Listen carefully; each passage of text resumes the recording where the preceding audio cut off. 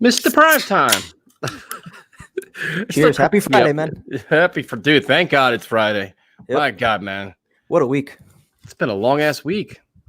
Not like there's anything, important going on in the world, so. No, I mean, nothing really. I mean, what could possibly be distracting us? I mean, it's not like there's like an election going on or a pandemic. Yep. It's just basically just Jets football. Yep. You know what? Jet fans had a reason for hope today. Stevie Cohen officially buys the Mets and within hours wipes out the entire front office. So there's Did he really? Yeah. Brody Van Wagenen, everybody's gone? Van Wagenen's gone. Manaya's gone. He wiped out the entire front office. So. Really? Even Manaya, too? Yep. Really? Yep. I thought he was good, Manaya. Yeah, that's what I thought. But yeah, Alderson cleaned out house. So really? that's exactly what the Jets need. So change of Sandy ownership, somebody to come in. That's crazy. No. Alderson cleaned out house. Oh, Alderson's running it then? Yeah, so Alderson, he's the president of baseball operations or whatever his title is. So he's going to, I guess, hire one or two guys that are kind of going to take over what Brody Van Wagenen did. So I don't know if they're going to name like an official general manager. I know John Rico, who's in-house, they're talking about. So that'll be interesting. Well, Sandy Alderson's a very good baseball guy, man. He's very reputable. That's a good credibility guy. Yeah, he did a fine job the first time around. He just didn't have any money to work with. So now if he's actually allowed to, spend some resources, combined with what he added in the draft, a lot of those picks, over the last few years have been him. So I think the Mets are heading in the right direction. So maybe the Jets aren't far away. Yeah, I mean, never know. And then shout out to Corey Anderson too, man. Good friend of mine. Bellator debut last night and just put on a clinic, man. Absolutely dominated Manhoef, who was just jumping in his face and weigh-ins and doing all kinds of nonsense, all his hoopla, and just got mauled for a round and a half. So shout out to Corey. I guess what we'll do is a little preview. A very strange Monday night game. We'll be live streaming, going live at 8. For the first time in a long time. When's the last time you saw the Patriots lose 4 games in a row, man? Like, it's pretty wild time for the Patriots. The Jets suck. And it sucks that we can't even enjoy this time. The first year in like 2 decades that the Patriots have really been down, and we're sitting at 0-8, and most fans don't even want to win the game because of the fear of Belichick, getting one step closer to Trevor Lawrence. So it's tough. Yeah, I mean, it's that's the whole thing. It's like for the first time in a while, it's like you don't want to beat the Patriots. Like you want to lose the game. Like you don't want to have them like come down where everybody's in that same boat where they have a chance to get that high pick. You just want to lose the game. And it's like this game is going to be ugly, dude. Like there's nothing. It's two struggling offenses, no passing game. They're going to be all about running the ball. I mean, Sam's banged up. Cam Newton's not playing with a lot of confidence.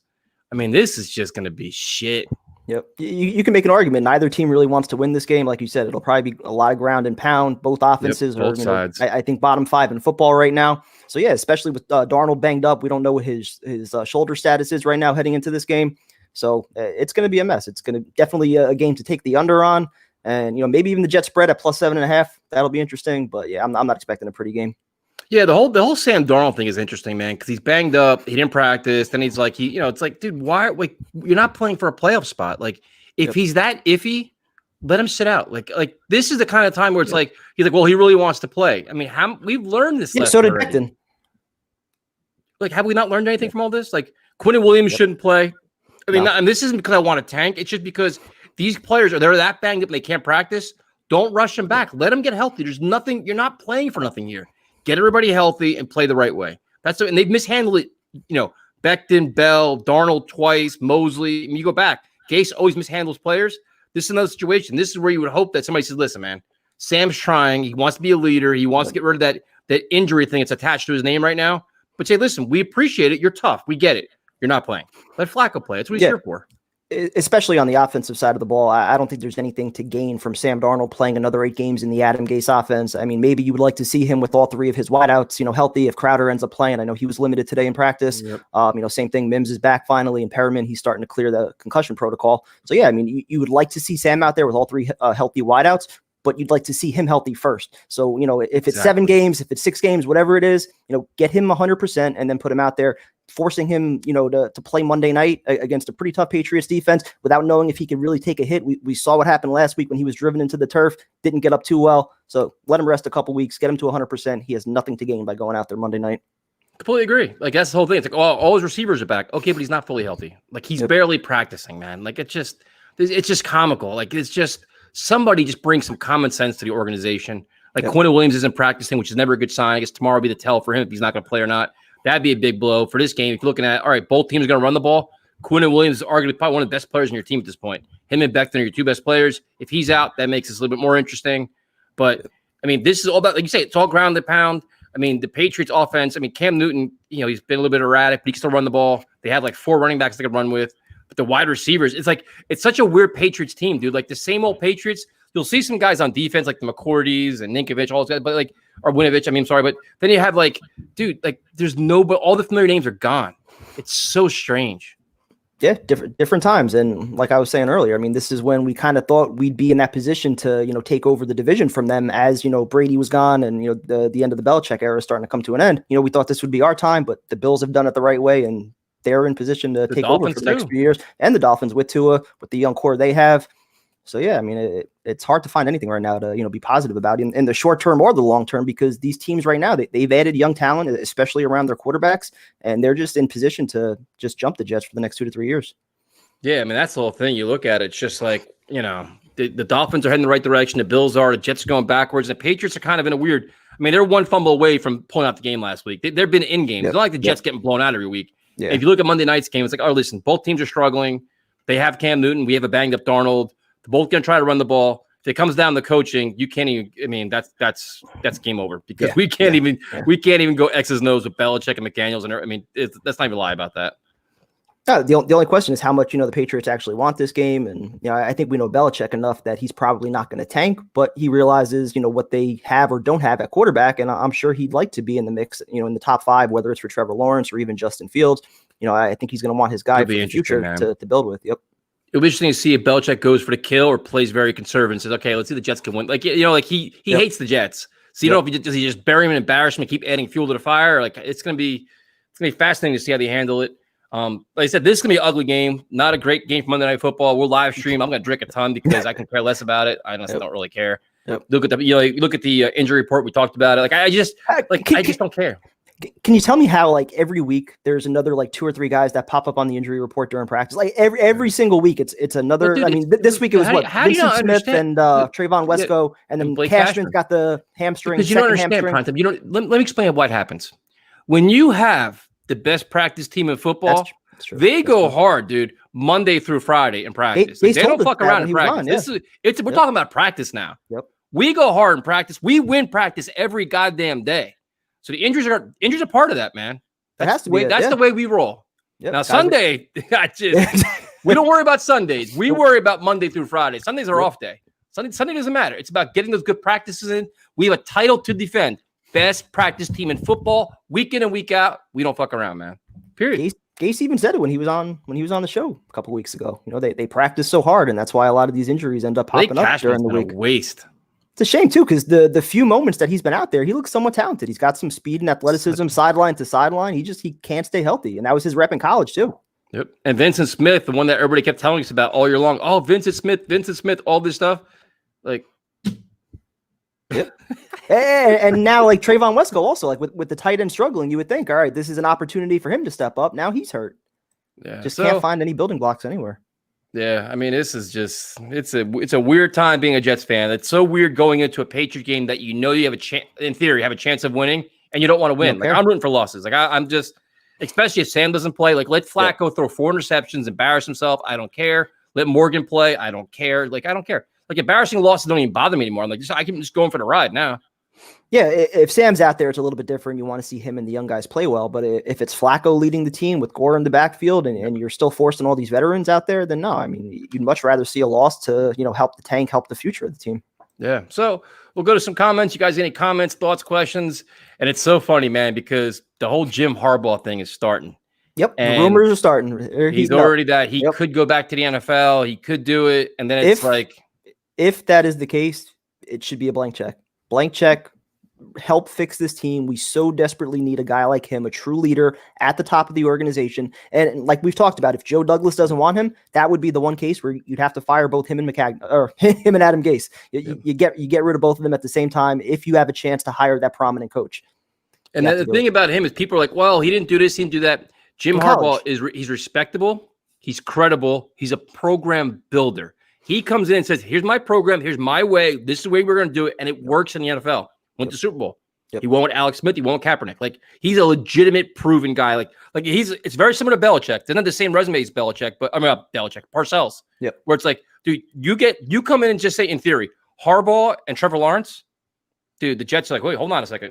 They have something here, because now it's like, we know they have quality coaches, and now they're going to in theory, build the right way around this because he has to work with a quarterback. Hopefully, he'll hire the right coordinator. I mean, that's a name you can't ignore, man. You can't ignore it. And the Jets tried in the past too. Remember, Woody Johnson was fascinating with him in the past. Yep. And Woody's he'll be around pretty soon too. Yep. No, listen, absolutely. If you have a chance to get that proven established guy who's been to the Super Bowl, who has a resume, like you said, of building programs up, he's won at the NFL level. It's much different in college where it's more about recruiting and, bringing the right players into your program where, at the NFL level, he has proven that he can coach there. He took the Niners, who were, decimated for a number of years, built that program up, and you saw what happened to them, a few years after he left. It took, Kyle Shanahan to build it back up again. So, yeah, he's absolutely the guy. If you have a chance to get him, blank check, John Gruden type of deal, 10 years, $100 million, whatever it's going to take. We need somebody like him to restore some credibility with this franchise. Yeah, it's like you just got to – that is a prominent figure in football that's respected. And listen, he may be a grinder. He may rub you the wrong way. I don't give a shit. I'm not going to make friends. That's what we need. But you got to clean out all the attitudes, all the stench, the losing. You got to change that's legitimately changing your culture then. Yep. That's changing the culture right there. Like, and listen, he's not the perfect coach, but there is no perfect coach. Look at all this shit we've had the last 6 years. And you know what? His approach, you could argue, like Adam Gase tries to have a similar approach. The problem is Adam Gase has never won anything. Nope. He has no merit to, garner that kind of respect that he asked out of everybody. So when he tries doing this my way or the highway approach, trying to force players to fit his system, can't get along with, star players, all that stuff, like those are all red flags. Whereas Harbaugh, like he's been there, he's done it, he's respected. And he's got to have some ties to Joe Douglas because Joe Douglas with John Harbaugh, at some point, they've got to have some kind of relationship, you would think, right? You would think they'd have to have some kind of relationship. I would hope so, but I like we've been talking about the one thing you kind of worry is how much say would Harbaugh want in terms of personnel, and would Joe Douglas be willing to give him that? Yeah, we'll see what happens. We'll go some of the comments. A Patriot fan. What's up, Eric? I don't even know if I could say my Patriots will win this game. On paper, they should, but I'm worried about Cam Newton's turnovers. Have you seen the Jets defense? Yeah, the Jets defense is horrendous. Cam Newton is due for a big game, and Cam Newton on primetime television too. He has a flair for the dramatic, on the big lights, everybody watching. I think Cam Newton's going to probably play pretty well. If they go heavy RPO, ground and pound, I think they'll be just fine. We don't have any. I mean, who's going to replace Avery Williamson? They have nobody. And it's still crazy. Like, they didn't even have an answer today when Gase was asked about Owasu. I'm like, we're midway through the season already. It was supposed to be like a 4 to 5 week injury. Not a word about him yet. So, yeah, I don't know what the hell we're doing at inside linebacker. You got Neville Hewitt there, and they've been working out Harvey Lange, but that's definitely not ideal. Yeah, it's interesting to see how this all plays out. Let's see what we got here. But if the Jets win a few and Patriots don't, then Paige could be running for number 1 pick. Belichick could play his practice squad to that end. Yeah, it'd be interesting to see how Belichick handles this. They've lost 4 in a row. They're kind of, spiraling the wrong way. A lot of injuries, a lot of the whole COVID thing. A lot of guys opted out. But he hates the Jets. He hates Gase. And it's primetime television, man. Does Belichick just sit there and watch his team lose to the Jets, or does he just drop a 30 spot on him and try to find ways to just completely outcoach this coaching staff? Whatever he wants to do, he'll do. So if he wants to go out there and win this game and put up 30 points, he could do it without question. He is a 10 times better coach than Adam Gase. That would be no issue for him. If he wants to lose and he really wants to do some long-term damage to the Jets, then he makes the Patriots lose, coaches not to win, and, kind of fucks the Jets over as far as getting Trevor Lawrence and ruining their draft position, and helps his own position as well. Gotta hope Sam sees ghosts. No need to win this game. Might be seeing him on the sideline. Yeah, I mean, I'd rather see him not play at all, to be honest with you. I'd rather see Joe Flacco see ghosts and start mailing him plays and throwing the ball around, looking like the clown that he is, just collecting a check, because that's all he's doing. I'd rather see Flacco do that. I don't want to see Sam take a beating and play like shit. There's nothing satisfying out of that. It's a miserable experience, and there's no reason to play him hurt. There's just not. I'll never understand what this team is doing, but hopefully they change their mind. What's up, Tyson and Kevin? How are you guys tonight? What's up, buddy? Fan How you doing, man? Joe S. What's up, fellas? What's up, man? Friday night. What's up, and the best thing about all this is we got a stress-free Sunday. We could actually watch real football on Sunday. Like, how cool is that, man? Like, that's like the blessing out of all of this. First time since what, Denver?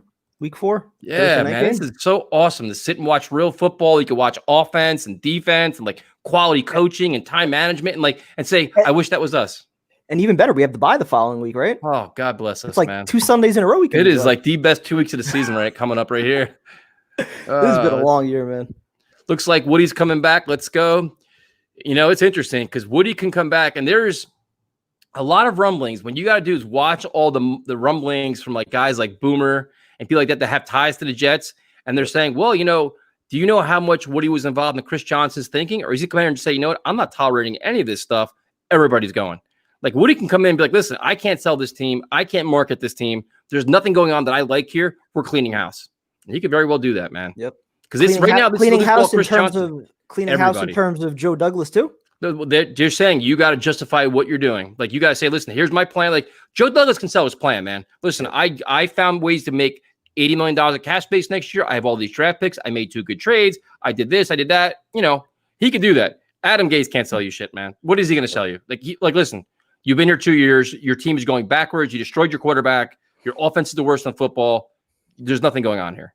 So Woody Johnson can just drop the hammer, man. Just absolutely drop the hammer when he comes back. Yeah, and you know what? I think Woody Johnson would actually embrace that role of, kind of coming back and being the savior. He'd be the hero. When he left, everyone was pushing him out the door. We all loved Chris Johnson, breath of fresh air. The first couple press conferences, all fans, hopped on board. We loved him because he wasn't Woody Johnson. Well, look what he's done in the 4 years that, Woody's been gone. So this would be an opportunity for Woody to come back, kind of get in the good graces of the fans, fire Adam Gase, let Joe Douglas install his own coach, or just completely clean house, bring in a guy like Harbaugh. He would have an opportunity to, restore some credibility to the team and to himself. Yep, no doubt about that. The real question is if Gase already knows he is coming back, then he will lose to New England both games. But if he thinks like he is going to be fired, he might really try to win games and try to save job. Well, this is the problem with playing Sam Darnold when he's hurt. If you have some kind of job security, like, Sam, you're out. Quincy Williams, you're out. You're like, everybody relax.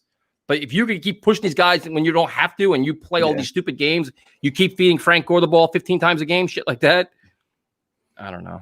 Oh, my theory the last 4 weeks has been that Adam Gase has not been coaching like a coach that's on the hot seat, like a coach that's worried about his job. It just seems like he's going through emotion. I mean, yeah, he's bad. We all know that. But even this offense, like last year, it didn't look this bad. Like we had some moments last year where we looked okay. We had the good, opening drives. Usually, I think it was like 4 straight games. We scored a touchdown, during the middle of the year. So like they had some moments, some things you could build off of. I think there were more positive plays for Sam that you could point to last year. And this year, it just seems like everybody, including Herndon, they're just all going backwards. And I know injuries are a part of it, but still, you haven't adjusted to what's here. And that's the one thing I wish Joe Douglas would have kind of hammered Gase on a little bit more when he talked. Like every time he was asked about the team and the state of, Gase going forward, it was all, I need to bring in better players. Well, why can't the coach make adjustments and coach the guys that are here that you brought in, assuming that you guys talked together and, identified certain needs? You would think Gase can make some adjustments and get something out of this offense, but it's just going backwards every week. So apparently the Jets just released Quincy Wilson. Didn't they trade for him? Yeah. Wow, that's weird. Let me see. Hold on one second here, because I just got the tweet. Let me make sure I'm not speaking out of turn here, so I would hate to do that. Let's see. Yep, we released Quincy Wilson. That's strange. That's a great trade there. Well done. He was your starting corner, what, like week 2? Yep, he's out. Well done. Man. Nate Harrison got a lot of these guys gone. All right, so next one. Might be crazy, but rather be Jets than a mid-tier team like the Niners or Patriots, rebuilding with number 1 pick and cap space instead of being in NFL limbo.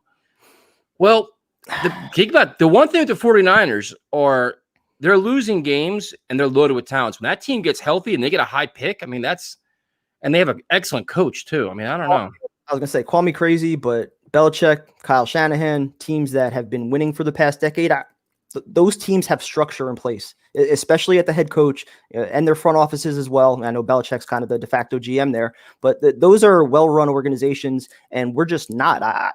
Again, first-round pick, yes, you have the opportunity to rebuild your team with the draft pick, Trevor Lawrence, and plenty of cap space and all that. In the Super Bowl. Exactly. You still have to actually execute and hit those picks and build your team the right way. And we are so far away from being where those teams are. And the thing is, too, they also have an out with Garoppolo. Like, to me, my trade partner for Sam Darnold is the 49ers. That's exactly where I sent Sam. West Coast, NFC, perfect system for him, dude. There are so many trade partners for him. I mean, they can get a Garoppolo, so they say, you know what? That's probably get rid of him. I mean, they're not going to start with Nick Mullins. No. You bring in Sam, West Coast. I mean, he'd be him and Kyle Shanahan would be awesome. Yep. No, I think the same thing for Pittsburgh, for the Colts, for the Saints. I want teams NFC that have older quarterbacks. I want him out of the AFC. Get him in the NFC. Why? You worried about him? Dude, it's just smart business. Why? Dude, just in case. Just to be safe. Okay. Dude, I'm not a Sam Darnold hater, man. When he goes somewhere, I'm still gonna root for him. But I hate to trade him to have him somewhere and go to Pittsburgh, set a year, and then comes whip our ass for 3 years. Let him go to the NFC and have his fun. That's true.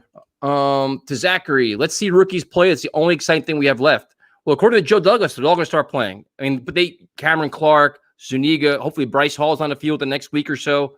That's what you want to see. I mean, that's the only reason really to root for me. Becton's playing great. I mean, other than that, there's really not. I mean, that's Mims, hopefully Mims. And then, I mean, I'm not going to pick on Gase, but I mean, the comment today about Mims, like, oh, we want to get him more involved. How about the whole goddamn game? You feature him in the first half, the second half, no targets. Like, that, it's just.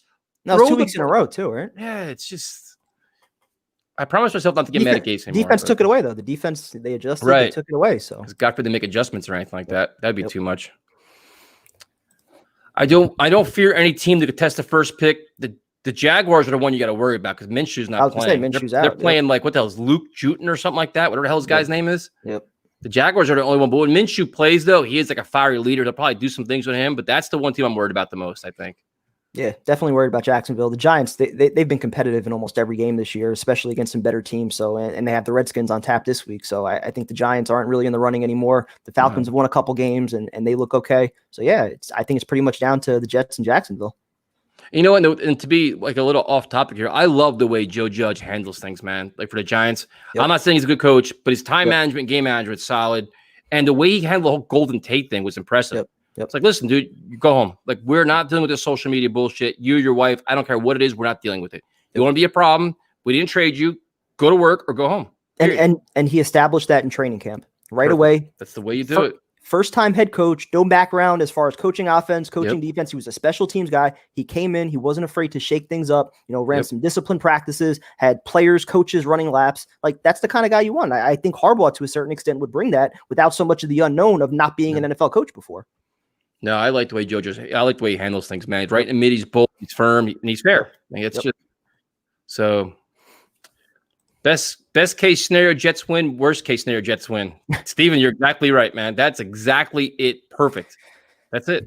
It's to be the first time in a while where you see the Jets beat the Patriots and you're actually pissed about it. You're like, oh. Well, I was gonna say best case scenario would actually be Sam playing well, Jets lose. I mean. Or even like all the young guys playing well, Sam, Denzel Mims, P. Ryan, Zuniga, like all these guys play well. You lose in the last couple seconds. Yeah, you lose like 24-21 at the buzzer. Yeah. Desir gets burned for a bomb or something to close it out. Something like that. All right. Do you guys buy the Tua speculation being reported? What speculation is that?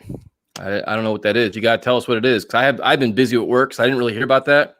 But I don't know what that is. Right now, because I'm curious. What could that possibly be?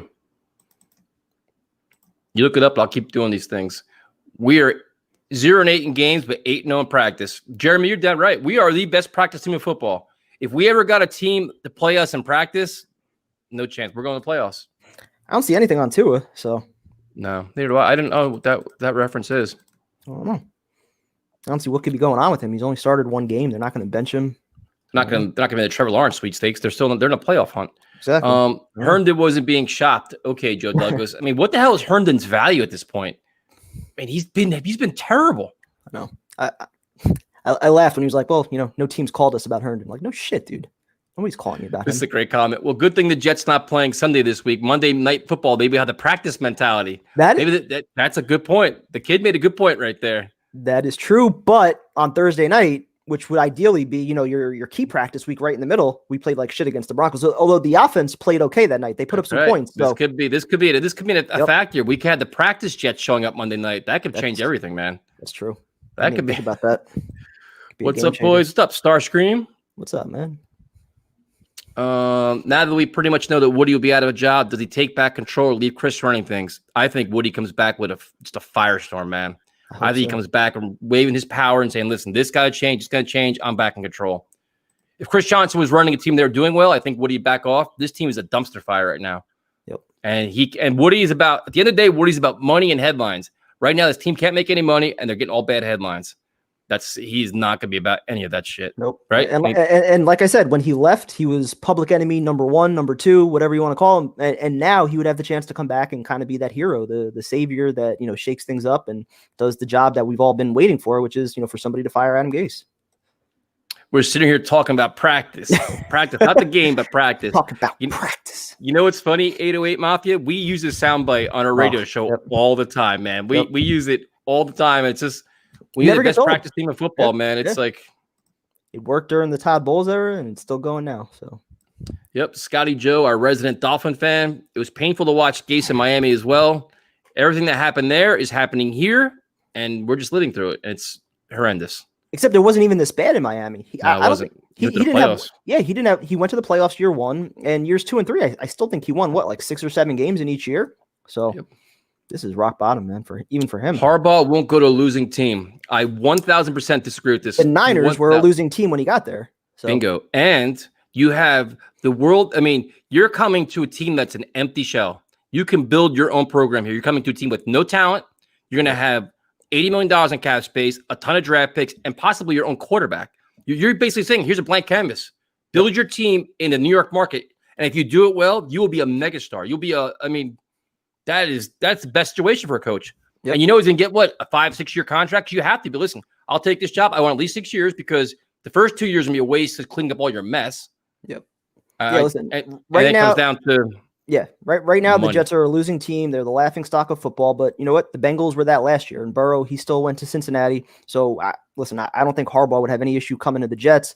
It's a New York market. If you win here, you're remembered forever down the Canyon of Heroes. He'll love all the endorsements, the sponsorships. He'd get it all, man. But like you said, it comes down to money. How much are the Johnsons willing to pay him to come here and rebuild this team? I don't know if they'd be willing to pay enough to either lure him away from Michigan or top whatever other offers he might have out there. Harbaugh and Gase Douglas out.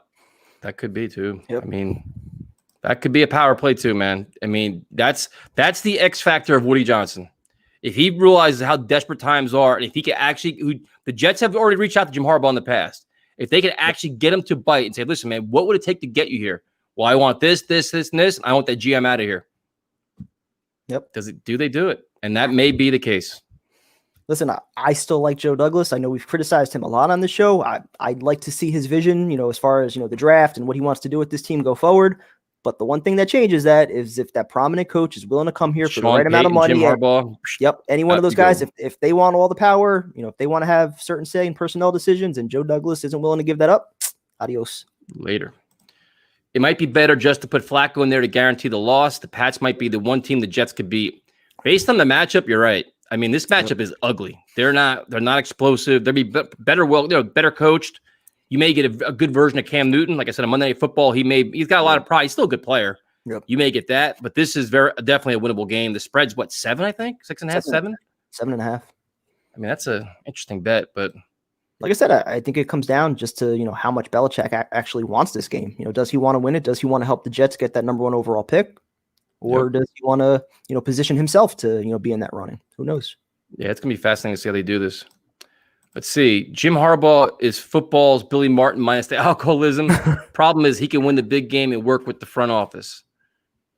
It's a good question. I mean, again, he got to the Super Bowl. He was in the playoffs almost every year when he was with the Niners. So just that alone, like if he can bring that to the Jets, and if he could develop a quarterback like he did, in San Fran. Winning 9-10 games every year wouldn't really bother me. After all the he's been through, the whole thing with Harbaugh is not even really about the winning. It's just about changing that's a guy that changes your culture because he'll have control of the media. He'll have control of the fans. He'll have control of the team. Like everything changes. Like all this shit going around this team, this whole circus stuff goes away. All of it goes away. And I don't give a fuck about what happened in Michigan. He couldn't recruit. He couldn't do this. He's won in the NFL. He's an NFL guy. He has a blueprint, a program, and the shit works. That's the advantage over having a first-time coordinator because let's keep in mind what this team is. This team's a mess, man. You bring in a first-time coach here and you say he starts out 0-3. Like right now, Joe Judge, I like the way he does things. He's got some stability. Can you imagine Joe Judge having the same results year 1 with us? Yep. Get him out of here. He sucks too. You have a Jim Harbaugh, you at least believe a little more. Listen, he's done it in the past. Let's buy in for a couple of years because he knows what he's doing at least. Yeah, because most likely we're at least 2 years away. Given what we don't know about the coaching and as far as the draft and cap space goes. But yeah, he would definitely buy you some time to get things right to a certain degree. I think there would be that level of trust that he's done it before. And Adam Gase looks way too comfortable for someone whose job is on the line. I agree. That's a fair point, man. I agree. Try to get Harbaugh, might turn this team around like Parcells did. Same situation, man. You have the worst, the Jets had the worst coach in football in Kotite. They brought in Parcells. The Jets had the worst coach in football in Gase. You bring in a mega coach like that. Listen, Like I said, people are finding little flaws with Harbaugh. I get it. But, dude, look where we are. Like, look at how much help we need. And he's been there and done that. Who are the Jets to potentially turn down a coach like Harbaugh? With the guys that we've hired, with Bowles and now Gase, like, come on. Dude, I don't get it. Like, now we're and I understand everybody wants Bieniemy and stuff like that. I mean, first of all, there's going to be a lot of competition for Bieniemy, but listen. There could be a lot of competition for Harbaugh, too. Yeah, he can go to Houston, go to Detroit. They fire Patricia. Yep. Falcons are going to have an opening. Fun fact, Vinny Testaverde went to my high school. Well, that's just wonderful. Now we can breathe and live another day now because of that. Of course, you see that comment from Dylan without the donation attached to it. I'm surprised. Well, I'm sure he's going to donate like $2 and I won't see it. He'll complain about that. Let's see. I believe a college head coach will be better than a first-time head coach. I tend to agree myself. I'm not going to lie. Like I'm this team needs, you need a guy that has better than a Bieniemy. I mean, who would you rather have, Matt Campbell or Bieniemy? Probably Bieniemy, to be honest. Yeah, I mean, if you're talking about a proven coach from college like a Harbaugh, that'd be different. But a first-time college coach versus a first-time coordinator, give me a guy like Bieniemy. Me, I'd like to have a coach that has a plan, like already been coaching a team and has, listen, here's my offense, here's my defense, here's what I do, here's my plan. I know what training camps can be like. I know this, like I've already done it. Like I kind of like that. But there's also a difference, I think, between doing it at the college level and doing it at the pros. Whereas Bieniemy, he's been a player before. He's been a coach for a number of years now. He's watched as a young quarterback has developed. He's served under a pretty damn good head coach in Andy Reid. To me, that's kind of the recipe that you want if you're going to bring in a first-time head coach. Yeah, I mean, there's something to be said for a like the whole Matt Rule thing. One of the biggest selling points from Matt Rule is he rebuilt two college programs. Yep. Like that's a guy I had like that says okay, he can relate to players. And what he does works. I mean, like it's proven. Like he's actually rebuilt a team, done it, managed a team, went to a bowl game, did whatever else. There's something to be said for that. Yeah, we'll see. I mean, now you just got to let that guy hire his own staff. Yeah. Just you got to hire Greg Williams and Brant Boyer. Yeah. Why don't they let Morgan play the rest of the season? We're not far away, man. You're 0-8. At some point, let the kid play. Especially if Darnold's banged up. Well, I was going to say, for Monday night, I mean, if Darnold doesn't play, why go with Flacco? And why not let Morgan try it out? I mean, I know that's not an ideal Monday night against the Patriots, giving him his first start, but why the hell not? Let's see. Yeah, I want to see Morgan's arm. I mean, once the season, the season's already out of control. Like I say, once the season's out of control, it's already out of control. But yeah, you want to 6 weeks ago. Let the kids play, man. Especially when Sam's banged up and this stuff. I mean, who cares? Yep. Rex Hogan needs to get fired. Every player he brought from the Jets, every player he brought from the Colts sucked. That's pretty true, much. Dude. Look at them all. Hairston, Wilson, Henry Anderson. Although that was McCagnon, but yeah. Dante Moncrief. Well, I forgot about Moncrief. Wasn't there somebody else in the secondary too? Another corner from the Colts that he brought in that was cut right away. I'm trying to forget who it was. I thought there was a third one. That's right. Excuse me. Oh my God! Now Moncrief's on the Patriots. I'm sure they'll actually play him and they'll actually probably do something. Let's see. Sam needs a better team because Gase has wrecked him. I mean, we've already talked about that. I mean, that's the whole front office has wrecked him. It's not even just Gase. It's Gase. It's McCagnon. It's Joe Douglas. Everybody. All of them have had a hand in completely ruining this kid. Is Bryce Hall ever going to play? He's about a week away, right? I think so, yeah. I think he was limited this week, right, in practice? Or yep. He was starting to do some things. So, yeah, you would think about a week. Why didn't Zuniga play that many snaps? Excuse me. Did he get any snaps on defense? Because I didn't notice him not there at all. Man, I was busy drinking Truly, so I couldn't tell you, but I didn't see much of him. The only guy that sticks out is Bryce Huff and John Franklin Myers. That's pretty, and Quinton Williams. Yeah. I mean, obviously he's doing well. And that's the whole thing. The Jets, in theory, are going to have their three receivers this week: Crowder, Perryman, and Mims, all in the field for the first time. Lucky us. With Joe Flacco throwing the ball. Are you too serious? Darnold hasn't won a game this year. What trade value? I mean, if you can't figure out that Darnold has some kind of trade value, I can't help you. Do we even have to go through this? A young quarterback with an all-world potential. It's very obvious the team has failed him, and that a change of scenery could bless him with so many new opportunities, better coaching. I mean, he could flourish. That's not the only problem that you would have as the Jets is you may lose some leverage if you draft Trevor Lawrence. Because they're like, you know what? We know you don't want Sam. You know, that could be the only thing, but he has trade value. And in fairness, the team was equally shitty last year, and he was still 7-6 as the starter. So, I mean, look at what's around him. Look what he's working with. Look at this coaching staff. Nobody has helped this kid. They have failed him at every single turn, from the talent they brought in, talent that they've shipped out, the coaching staffs that they brought in. Everything's that's around him's a mess. We will see if Douglas really has power. If we see the rookies playing, he does. If Gase plays the old farts, it is Gase having the power. Yeah, well, I mean, not totally true, because Gase, again, if he's comfortable that he's coming back next year, he might want to get a look at a lot of the young guys and figure out what he's working with heading into his next training camp. at 0-8, man, you gotta. I mean, there's got to be like an organizational mandate. Like, listen, man. I agree with that, but I don't think it would necessarily be indicative that Gase is out the door if the young guys are playing. Right. That could just be something that him and Joe Douglas both want to evaluate some young guys to see where they want to spend their money in free agency. What's the most important need as far as, the draft goes. There's a number of reasons that we could see a lot of young guys, but not because Gase is getting fired. All right.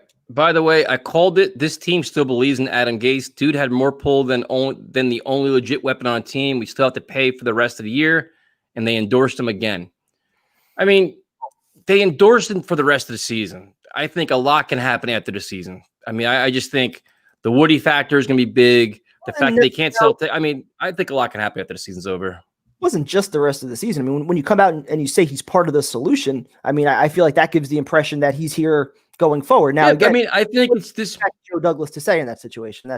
You're 0-8. You could say a lot of things. You're 0-16. But like, listen, the bottom fell out. We had to make a change. Like, you could so much changes. Like, I mean, the last thing you want to see is you go 4-4 or something like that, and then we could all just. I mean, our live streams would be a mess. If they start winning games, dude, I'm gonna be doing tequila and whiskey and all kinds of shit then. And then get ready for the press conferences that it wasn't a fluke. We're making progress.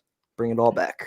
Rich Eisen has stated, though it's a long shot, the Jets should look at Stanford head coach David Shaw. His name comes up every year, man, and he never leaves. Never. Hell of a coach, but never wants to go to pros.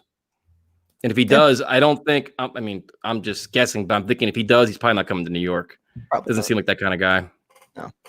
No, it seems like every year there's always a few coaches like that. We always hear about, Dabo Swinney, Lincoln Riley, a few of those guys. Yes, some of these I feel like are just, for career college lifers.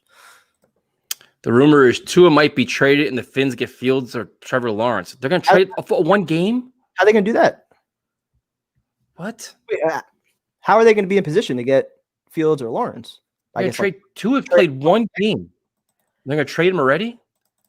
Well, in theory, I guess if you trade him and you somehow get a first-round pick, and then why would you do that? I mean, have extra picks from what was the trade that they made?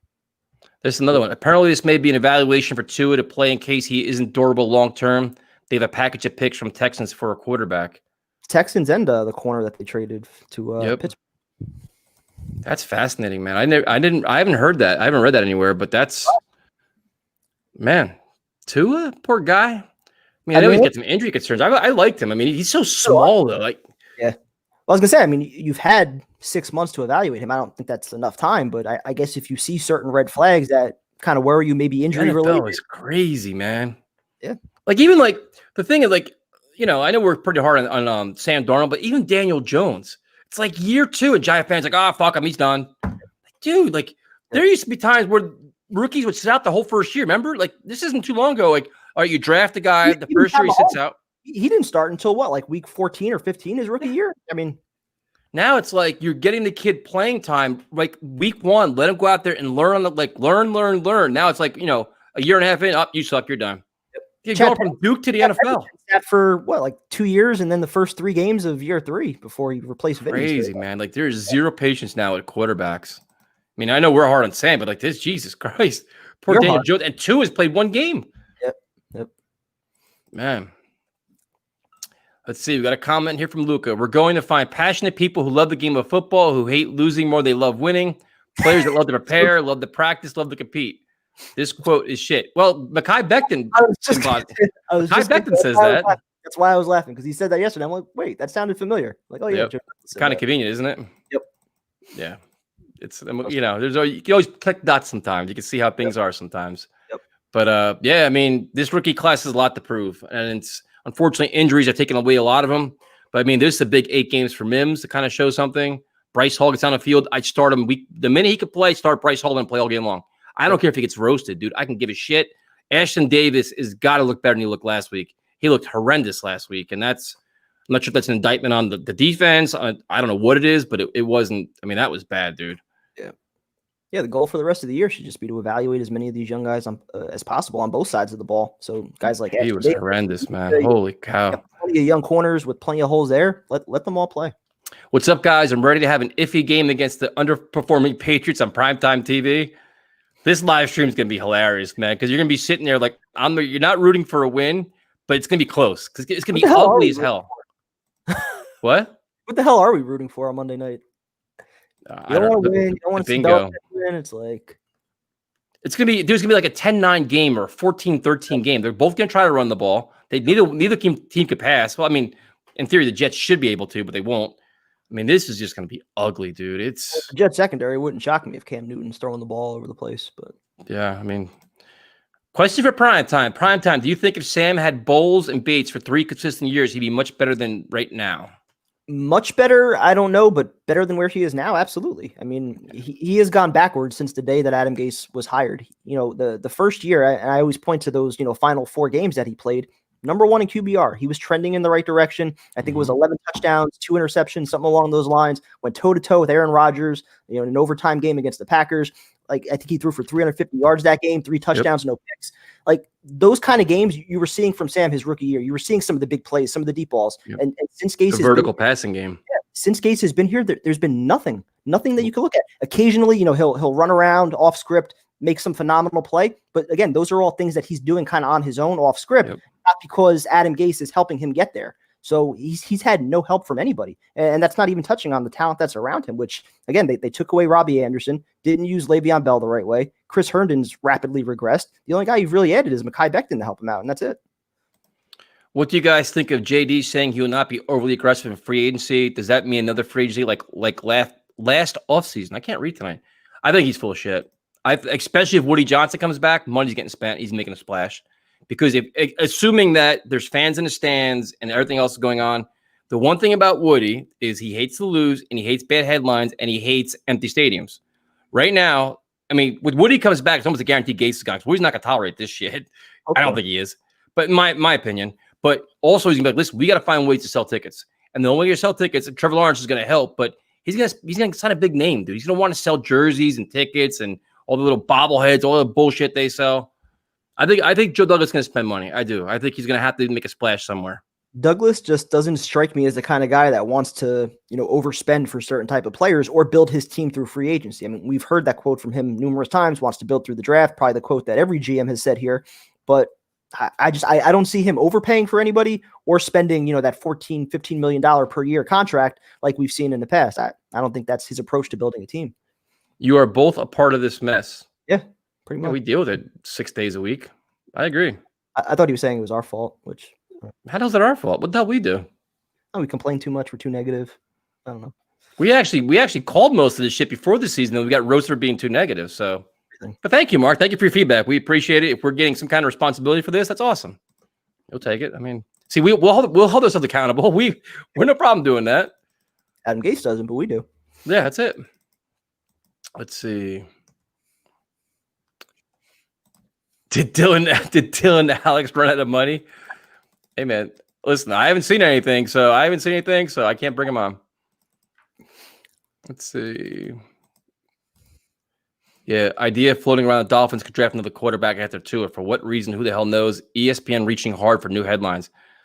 ESPN's reaching hard for new employees, too, man. They laid off like 300 people, which is scary. Yep. The media markets, that's a tough market to be in right now. And that's, it's tough, man. I just think the Dolphins after one game would be talking about trading Tua already. If I'm a Dolphin fan, I'm excited to see Tua play. Like, you want to see him healthy and running around doing some things. They defense is playing great. And the one really cool clip, there was that one offensive lineman. Did you see the clip with the offensive lineman and Tua? No. After the game, Tua was bummed out. And they won. He didn't do a lot, but they won. And he was looking like depressed. The offensive lineman was like, dude, we won. Yeah. Like, embrace it, enjoy it. Like, wins are hard to come by. Like, first game, you haven't practiced all these things. Like, dude, you're good. Like, relax. Like, you'll never see that on the Jets sideline. You're like, win or lose, like, they'll leave you on the ground. They don't care. Leave you alone on the bench with nobody to talk to. That's what it is. Yep. Let's see what we got here. A lot of thank you guys for joining us tonight. We definitely appreciate it. Hey guys, what's up, Richard? How you doing, man? Let's see. A lot of interesting comments on Darnold, man. I'm afraid the Jets are going to pull the Jets and win this game. Oh,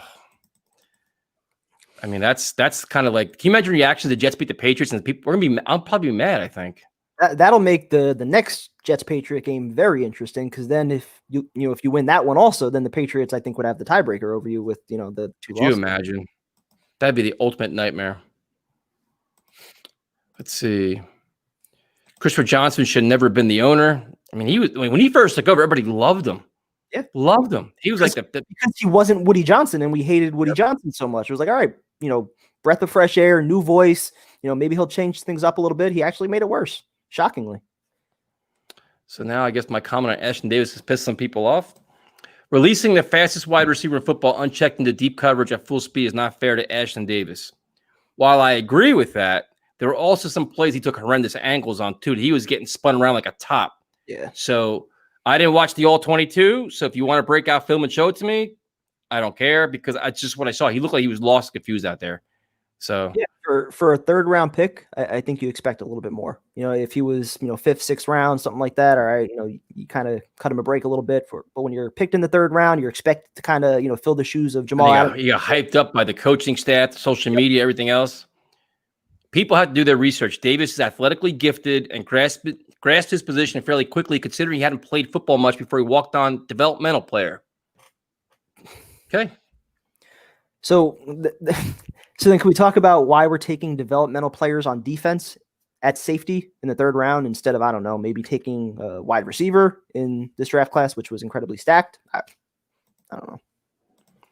This just showed up in my recommendations. What a joke. Then don't watch. Us? So, yeah. Just like that. Then don't watch, bro. Cheers. Later. Take care.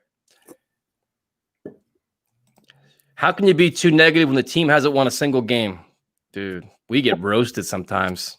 Well, I get why there's like a certain portion of the fan base that, doesn't like all the negativity, that hates hearing their team get shitted on. I was the same way for a while. I would never enjoy logging onto social media and, seeing the articles that are just bashing the team. But there comes a certain point, usually, a decade of incompetence, where you start to say, you know what, it needs to be called out. They need to be hammered in the media and by the fans because they're just not getting it. There's something going on where we're not seeing how badly they are run. So, yeah, we deserve to rip them every chance we get. Are there any positives going into this game? There's several, man. There's several. Is all the rookie players that are playing. Becton, if you say like Ashton Davis, Mims, like all these young guys getting a chance to show what they can do is a positive. Other than that, that's it. Man, I don't know what else is there to do. I don't even really look at that as a positive. It's more just, again, it's an opportunity. Playing time, man. Get Mims like 10 catches. But again, on offense, are we really finding out anything about these players in the Adam Gase system? I mean, but just give him carries. Let P-Ron just see what he can do. Like, just find ways to just make plays. Like, that's the only thing. I'm trying to find positives, man. We can't be all this negative. Like, let him run the ball and run around in circles. I don't care. Ficken's going to be back, maybe. The kicker's back. The positive. Special teams unit a full go. Tyson, I could tell you're tired of Christopher Johnson and Adam Gase's mess. Yep, you would be 1,000% correct. I am tired of this. I've had it. I hate the owner. I hate the coach. I think they're completely incompetent. Who isn't at this point? Yeah, I don't know. I mean, it is what it is. So let's see. Oh no. Okay, Dylan made a donation. I gotta go find it now. So just see what you started. When I run out of money, the Johnsons will sell the team. By the way, Gary Vee said he's interested if he gets the chance. Will Tyson see this? Gary Vee's been saying he wants to buy the Jets for how many years now? For as long as I've been reading his social media stuff. Yep. But right now the Johnsons aren't selling. They love the power. They love having a team. This is their pride and joy. I mean, it's not going anywhere. So we saw it. Kevin, do you see it? Do we see it here? It's right here. Yeah, I see. Okay. All right, good. Yeah. Unfortunately, I do not see the Johnsons selling anytime soon. But again, 2-3 years ago, I didn't see the Wilpons selling anytime soon, and they were forced out. They were losing money. So yeah, you hope that maybe the fans can make a difference, whether it's not buying tickets, not watching, not buying merch, whatever it is. And maybe the Johnsons will wake up and say, "Wow, we're doing the wrong thing here." But like you said, they enjoy the power, they enjoy owning a football team, having a toy to play with, a lot of prestige. Yep. If there was ever a season to have fans, this had to be the one. At least the entire stadium would be booing this team, getting the attention of Chris Johnson. Booing the team or be full of opposing fans. They're catching such a break this year with no fans in the building. Because I do think that a lot of Jet fans would show up just to let out their frustration so that, ownership and Gase can hear it inside the building at their home stadium, just how pissed off we all are at all this stuff. I love how Jets fans are grasping at straws now. What straws are we grasping at, Scott? We ain't grasping at anything. We're sitting here, we're trying to find glimmers of hope. All right, our glimmer of hope is we want to see Denzel Mims catch 9 passes, P. Ryan get 60 yards rushing, and Zuniga actually get reps. Like, that's our straw. We don't have any straw. Our drink is empty. Well, my drink's not empty, but I mean, shit. Jet up. Yeah, jet up. Take flight. I didn't see this. Did you hear Gase call out Mims for not catching that one ball? I did not. I did not. We'll have to research that one. Not today? Because I listened to his press conference today. I didn't hear that. Did he really do that? If he did, I did not hear it. There's no way. Watch the Jets somehow reach a new low and actually get blown out in this game. Not likely, I know, but wouldn't put it past them. I mean, they've had nightmare games against the Patriots we know on primetime football before. But I just don't think this is not your same Patriot team, man. Cam Newton's not playing well. The receiving, I mean, who did the receiver? Jacoby Myers or some shit? What is his name? Yeah, Jacoby Myers, Bird, Moncrief. They don't even have any receivers. It's gonna be all ground and pound, man. Might not need them. Yeah. Yeah, I'm not seeing anything on Mims. I see a few quotes. Gase said it's hard to put a ceiling on Denzel Mims. Key is for the Jets to keep giving him opportunities. Sky's the limit. We got to find ways to give him opportunities. Nothing about him not catching the ball, but maybe he said it and they just didn't quote it.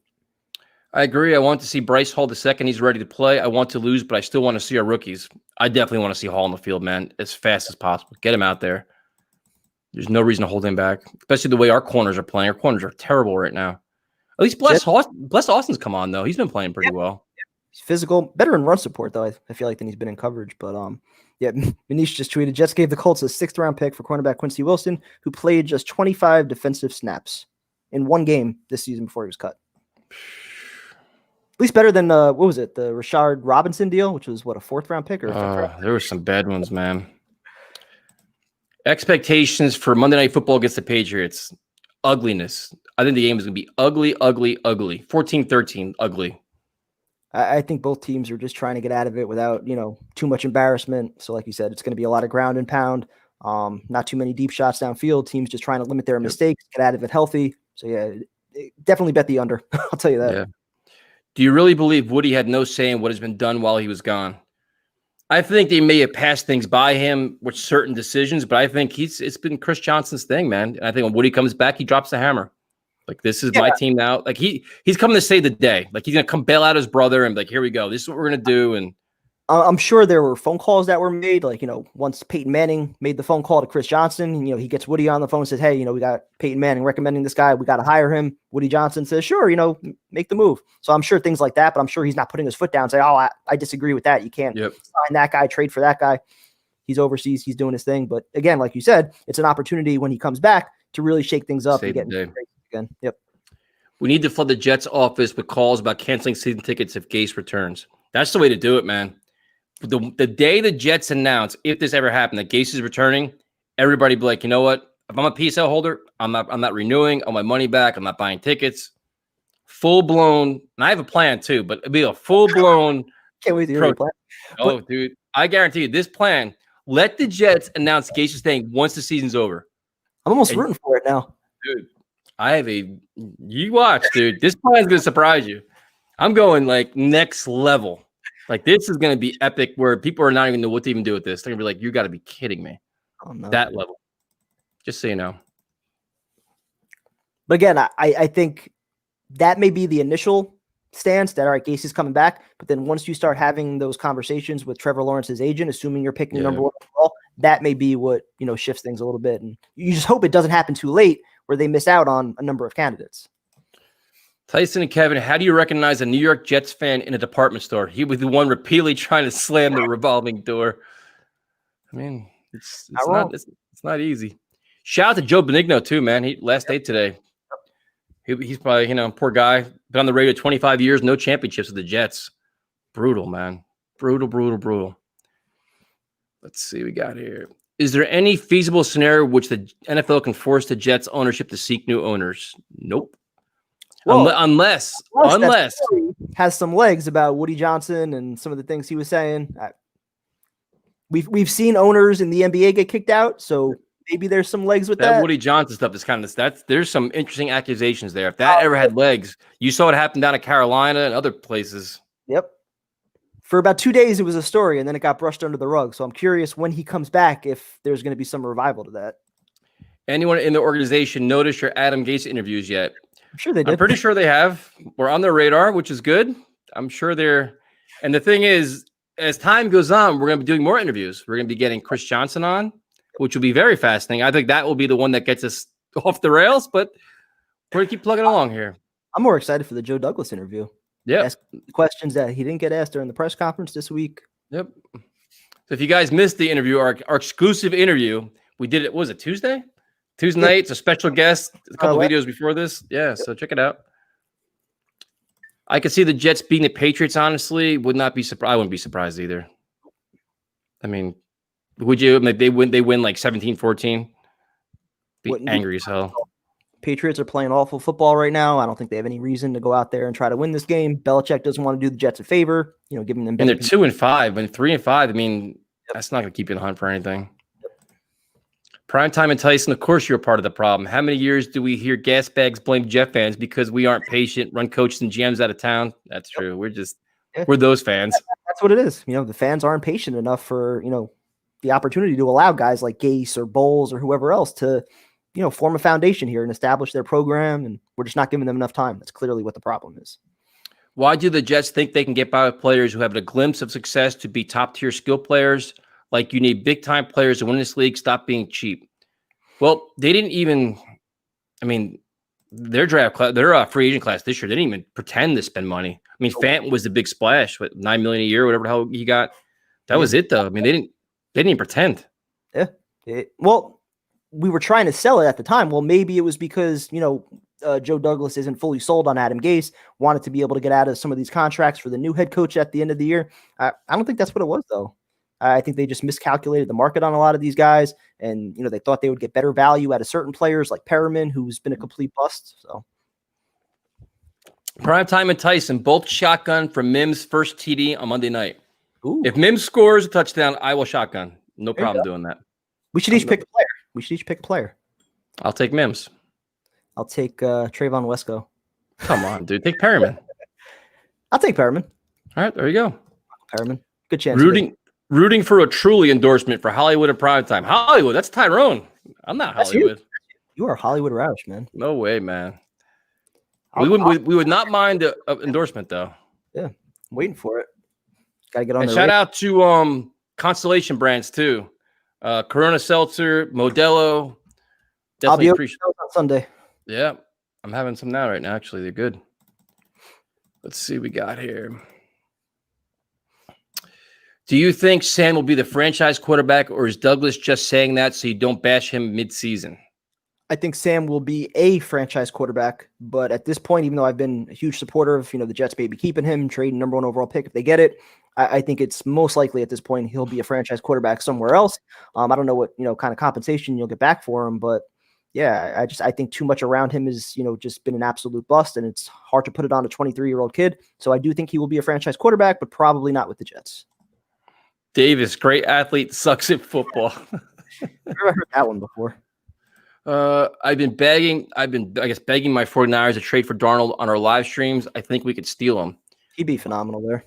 Yep. I don't think you'll steal him, but I think you can definitely get him. I mean, it seems like so far with Joe Douglas, his trades with Leonard Williams, Jamal Adams, he's gotten excellent value. So I don't think he's going to get fleeced for Sam Darnold, but I definitely think he could consider reasonable compensation, though. I mean, you're probably not going to get a first-round pick. Especially from the Niners right now, they're like 4-5. So that would be like picking somewhere around 14 to 20. I don't think they would give that pick up for Sam, but a second rounder and then maybe a conditional 3rd or 4th. I don't know. He's a 3rd-round pick making his first career start against the Super Bowl champions. Cut the kid some slack. All right, Ashton Davis. We'll cut him slack. Play better. I think that's all we said was you got to play better. Is that too much to ask? Or if we say, okay, keep making mistakes, we're going to tolerate it. Just say, got to play better. That's all. He looked lost. Took some terrible angles. So, okay, so we'll justify it. So he can't play good. He can't play bad against good teams. Let's let him take baby steps. They're playing a very bad Patriots team. We expect them to play better this week. Is that fair? Prime time? That's fair. Yeah. Developmental player, the third round. Great. I mean, now we're on the Ashton Davis rampage here. I wouldn't have an issue taking developmental players if they're on the right side of the ball. We had a fucking receiver instead. We knew we had such a need at wide receiver. And so to be taking developmental guys on defense, it doesn't make any sense. At that time, you had Adams and May at that point. Exactly. And even if you knew something was going on with Adams, like in the third round, you got to take your safety. I don't get that. And then the quarterback in the fourth round, I don't know. Dylan put up a fiver, and Tice is dissing again. The minute he did it, I brought him on. Like I don't understand. I can't win with Dylan right now. I don't know why. Davis won't last long. He's just getting roasted. The next one. Watch this one. Ashton Davis was not from a top-tier collegiate football player. He was a walk-on. That's a huge risk for the third round. There are better and safer players out there. Yep. I'm not going to lie. When we did our draft show and they drafted him, I was pissed. I was just going to say, go back to our draft reaction show because that was the first pick we got legitimately pissed off about. Like Becton, we were, kind of on the fence. There were some mixed reports about him coming out of the draft. There was still Tristan Wirfs on the board, which a lot of fans liked. But it was offense, right? It was offensive line. We knew we needed that. Okay, you can sell us on that. Denzel Mims, we wanted him. I think it was at 51. We traded back. We still get him. We were thrilled with that. Ashton Davis was the first pick. We were like, what the fuck are we doing? And it's been accurate so far. I don't get why you guys expect rookies to perform on their first year. Some players take time to develop. I mean, so I don't understand. So now we're to the point where if a rookie plays, we can't criticize him for playing like shit. We can say, good job. The only thing we say is he's got to play better. That's all. Like they're getting a chance to play better each week, improve, show signs of growth, make a play or two. That's the thing. That's the thing. Like if he's making some mistakes, but there's also some flashes in there that are mixed in where you could say, all right, this is his potential. This is what he could do once he learns the game or the schemes, the defense a little bit more.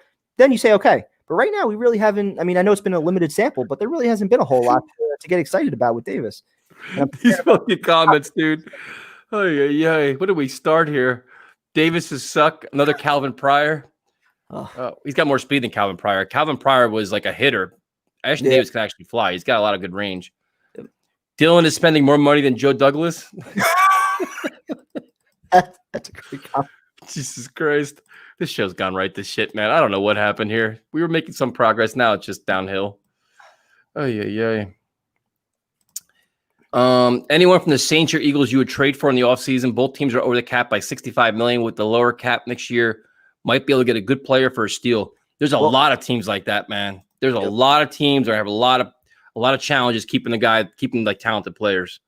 Yeah, and we had the comment on I think it was Tuesday night or Wednesday night about Mike Thomas potentially. And I know that's probably a pipe dream, but with some of the issues that have gone on, with him and the Saints this year, you wonder if they put him on the block, would the Jets be willing to give up whatever compensation it would take to get him in here? Because we need a number one wideout. We had a chance maybe with Hopkins, we didn't do it. Receivers have been traded.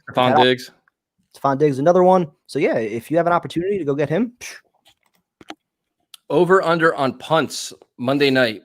13 and a half, maybe 14. Figure it's 6. Yeah, it's gonna be like 12. Probably something. Yeah, at least 12, right? I would think. The Jets are good. I'm sure it'll be set much lower than that, but yeah, I would bank on at least 12, 13. Should Jet fans tailgate at MetLife if we beat the Patriots? Absolutely not. Why would you be happy? What are you celebrating? I don't want to go near MetLife Stadium unless I have to. Guidry or Jackson over Austin? Dude gets beat all the time. At least let rookies try.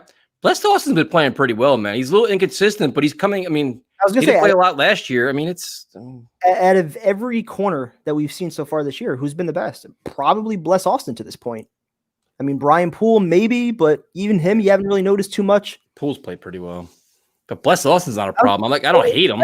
Especially in run support, though. Bless Austin's been good. He's got some room to grow in coverage, too. He's not the biggest. You don't walk away and be like, oh, God, Bless Austin sucks. Yeah. I mean, corners have it tough now anyway with the receivers and the way the shit works. I'm not impressed with Joe Douglas at all. He's now just realizing that he didn't put enough talent around Sam Darnold. Are you kidding me? I knew that before the season started, and you just realizing. We noticed it too.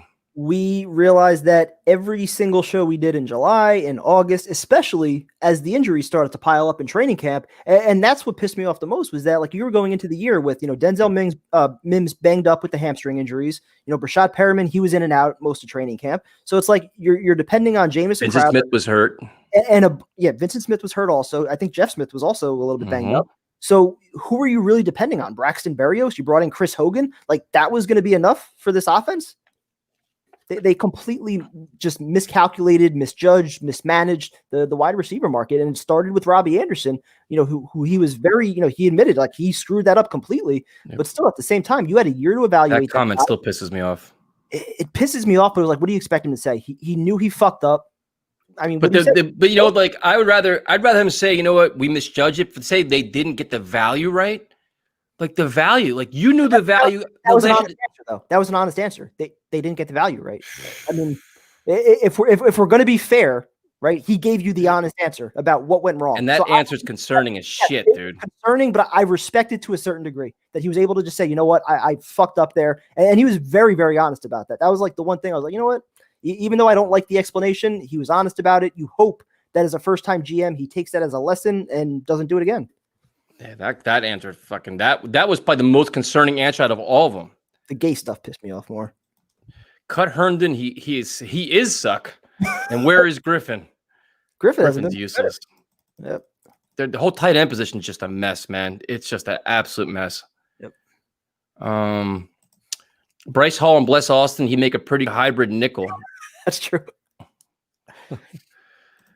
Let's see. The problem is, like, and it's not even just in the corners. Like, you have a lot of guys like Bryce Hall, potentially, we haven't seen him yet. Bless Austin, John Franklin Myers, Bryce Huff, all these guys that I feel like are good rotational players, but they're not, they're probably not starters. Some of them maybe if they have the right talent around them, but none of them are game changers. None of them are building blocks that you can build a foundation with. So, we're finding some depth pieces and some young guys to build with going forward, but none of them are really going to change anything.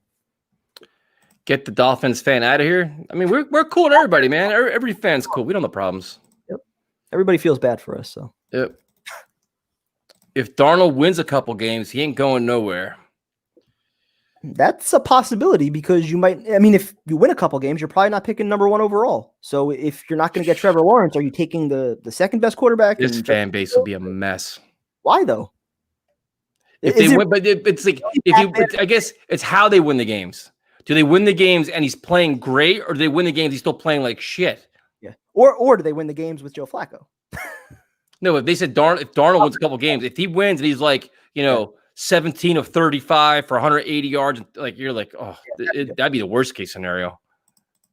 But no, if he wins a couple games, I'd be happy about that. I mean, the only reason you'd like to see him play well and still get the number one overall pick if you had some kind of belief in Sam. Yeah, of course. Because then the next coach could make that decision. Hopefully the next coach say, you know what, either I can get X value by trading the pick and building around Sam, or I could just start over fresh with my own guy. Either way, you give the new coach the opportunity to make that choice. It was a catch that Mims dropped in double coverage on third down, and Gase said the Mims has to execute and come down to tough catch. Well, I don't like that. You said that, but I mean, he's not wrong. I mean, he's not wrong. Got to make plays, but I mean, again, you just don't like him pointing the finger when he's done so much shit that he doesn't take accountability for. Carlos, I have a promise to you. If the day the Jets announce that Adam Gase is returning, there is something that's going to happen. It'll be an epic movement that has never been done ever. In all the boycotting, protests, all this shit's ever happened with all the billboards and planes and all that shit. This is going to be next level. I promise you it'll be next level. Like nothing that anybody's ever seen in professional sports ever before. What is it? Why would I tell? I don't know. I have no reason to tell, because if I tell, then the Jets will look for it. That's true. We don't want them to know what we're doing, but I guarantee you this will be epic to the point where it'll be a nationwide story. I guarantee it.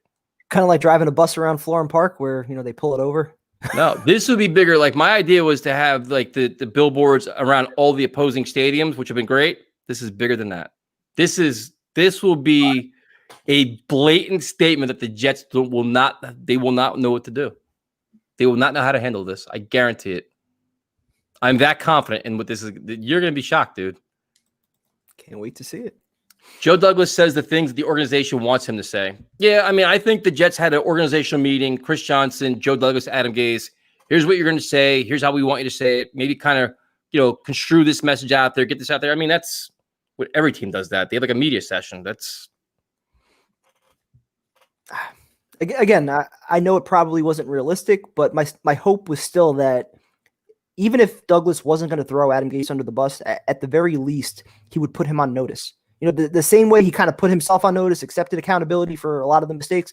I wish he had that same approach with Adam Gase, because at this moment right now, aside from the fact that Gase seems way too comfortable, I don't think ownership has any intention of getting rid of this guy. Well, they don't hold him accountable either. They never give him a mandate either. Exactly. And they go out of their way to praise him after week 1. So, but dude, when they asked Chris Johnson beginning the season, is there a playoff mandate? What did he say? No. Oh, yeah. Was there one last year? No.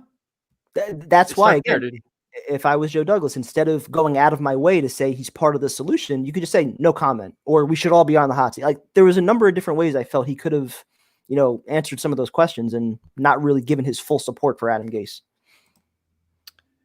Would you guys invite Fireman Ed for a couple beers and talk about this atrocity of the organization? Yes, we will.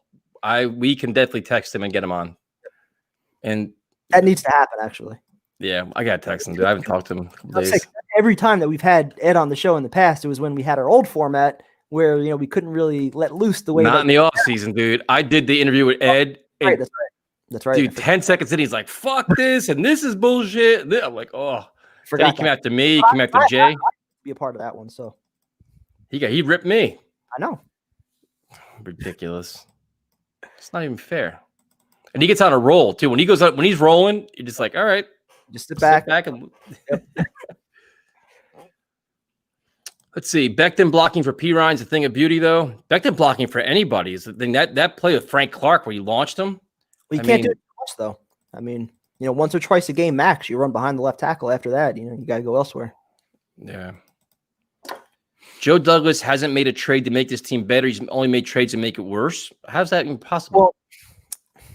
Well, I'll say the Leonard Williams trade was a good trade, but the problem is who you took in the 3rd round.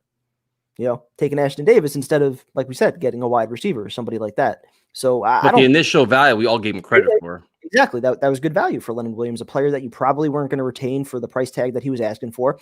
Same thing with Jamal Adams. Should you have handled the situation better and not allowed it to get to that point? Absolutely. But did you get good value back? I think so. But time will tell. Shocked. Time will tell with what you do with those picks, though. If you don't hit on at least one Pro Bowler with the 2 first rounders and the extra 3rd, then that trade becomes an absolute bust. In spite of the fact that you got great value, you have to do something with it. Yeah, to be fair, I thought no way in hell he was going to get that kind of value for Jamal Adams that he did. So I give him credit for that. So those 2 trades he gets credit for. The other trades he made for all these fringe players they all seem to suck. I mean, they're all just bombing out at this point.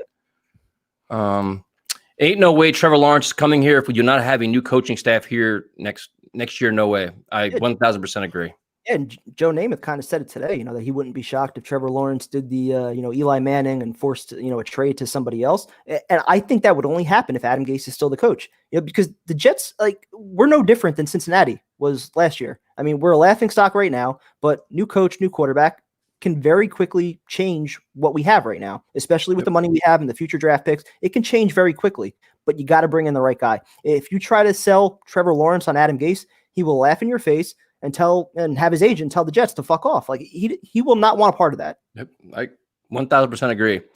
Would it be smart for the Jets to rest Sam Darnold for the Patriots game and get that extra week at the bye to rest his throwing shoulder? Yes, and I'd rest Quincy Williams too. I'd rest them both. They're not healthy. Don't play them. There's no reason to rush them back. Quinn I don't think has a shot of playing. He didn't participate in practice, I'm pretty sure. But Sam and Crowder, they were both limited. So to me, I think that kind of points to them at least wanting them to play Monday night or having the intention of them playing.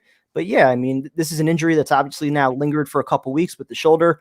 Let him get healthy. Like the last comment just said, you have the next week off. So it'd be 2 weeks, since he plays a game, actually more than 2 weeks. So why not give him a chance to get back to 100%? When he comes back, ideally he would have, all 3 wide receivers healthy unless somebody gets hurt this week, which you can never rule out. But yeah, I mean, you want to give him an opportunity in the best situation possible, and being 100%, that's ideal. I mean, that's what you want. As a Pats fan, if they lose this game, I'll never forgive them. I mean, Losing to the worst team in football will be a tough pill to swallow, but I mean, Patriot fans want to win this game. I mean, it's interesting. It's interesting. I mean, I think you don't want to lose to the Jets, too. That's still that rivalry. Like they know we suck. I don't know. Yeah, but if they get Trevor Lawrence and him and Belichick are ruling the division for another 10 years, would they really care? I mean, somehow this show turned into the bashing of Ashton Davis. I don't know how this has happened, but did anyone talk about Ashton Davis trying to hurdle in a grown man's league week 1? Still the only highlight of the year. He got smashed, man. Holy cow. Give Ashton 2 years. He'll be our next Jim Leonard. I mean, he's got range, man. He could fly around. It's going to take time. But, like, just let him play, though. Like, just get him out there and let him play, let him learn. McDougal's hurt, which helps. He sucked, too, but... Yeah, listen, I'm not going to kill Ashton Davis. I agree with some of the comments. He's a rookie. Wide receiver. I get it. He's a rookie. It takes time to learn the game, especially when there's nobody on your defense that's really helping you, minus Quinn Williams and John Franklin Myers or Bryce Huff here and there. You really don't have a lot of those impact players to elevate him. So he's expected, I think, right now to do a lot, and he's just not ready to do that. So yeah, in a year or two, could we be talking about him completely differently? Absolutely. But right now, does he need to play better? Yeah. You guys should go sign Akeem Butler off the Eagles practice squad. I've also been trying to alert my 49ers about him. He'd be a steal. We wanted Akeem Butler since the draft. Yep. We wanted him in the draft. We wanted them to claim him off waivers. He was actually in the building, I believe, for a workout. They worked him out. They didn't sign him. So something's going on there. I will never understand that, because you're talking about a 6'6" wide receiver that's got plenty of athleticism, can stretch the field a little bit, and we have nothing that can do that right now. So I don't know. Yep. Yeah, it is sad when you have Finn fans feeling sorry for Jet fans. I think at this point, almost every NFL fan feels bad for us. They know how bad we suck, and Adam Gase is still our coach. Every week, our post game, whether it's the Chiefs, the Bills, Dolphins, we have plenty of opposing fans that hop in here and they're just like, damn, I feel bad for you guys. I'm like, yep, it's been the last decade like this. Could you guys imagine the Jets being 0-15 and then week 17 they win to not go 0-16 and ownership is like, you didn't go 0-16, Gase, you're extended? I can imagine that. Because, again, part of me thinks this was part of the plan all along.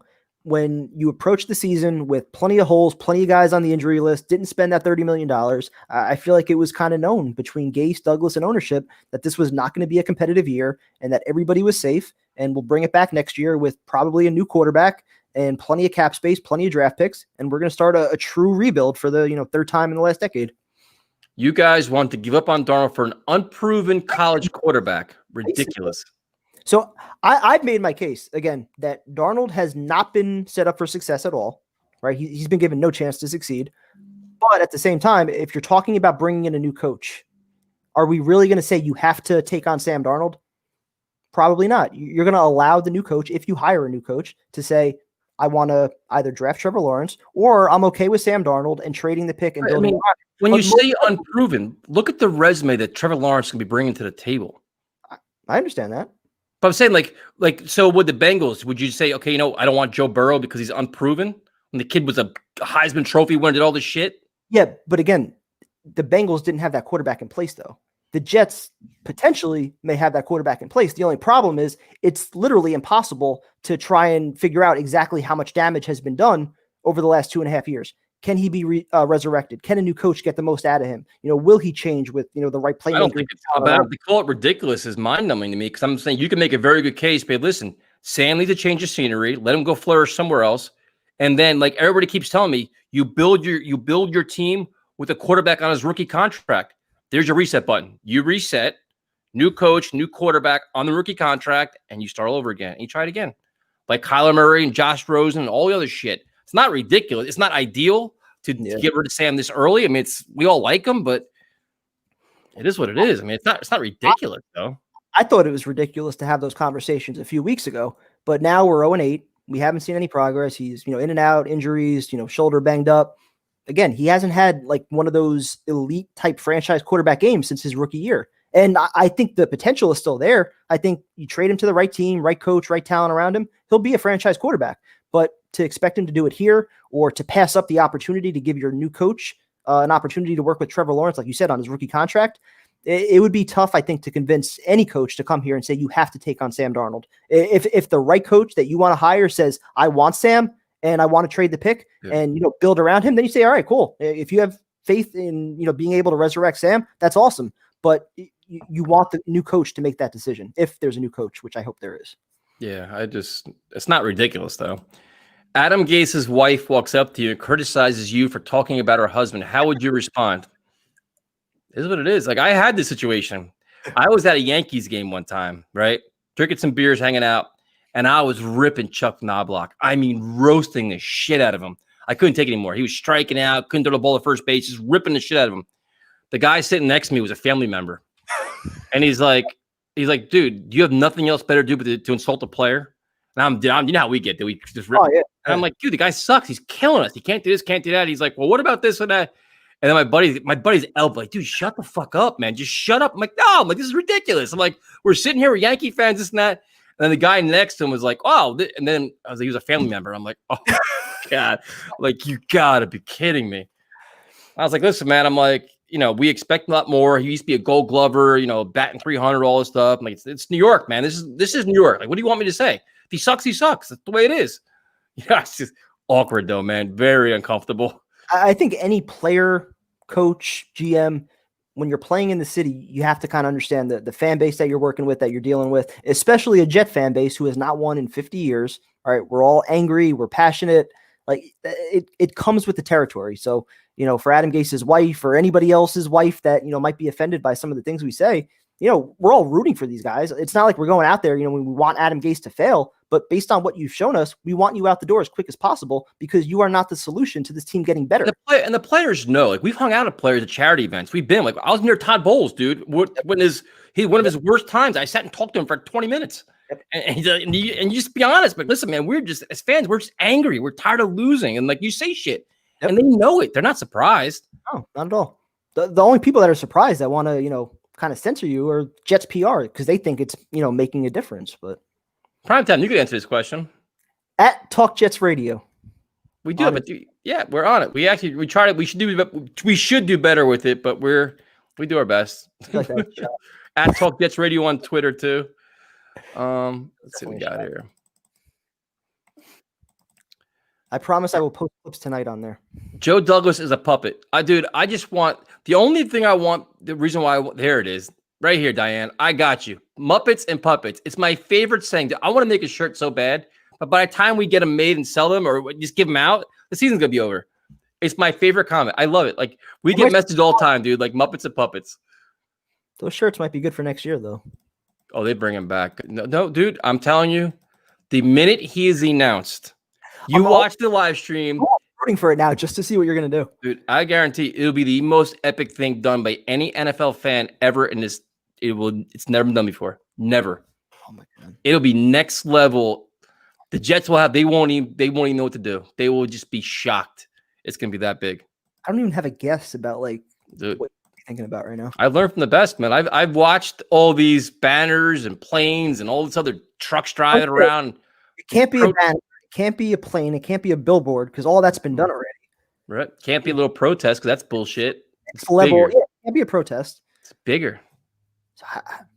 It's bigger than all of that. I don't know what it could be. Yep. Let's see what we got here. You guys should get Joe Benigno on.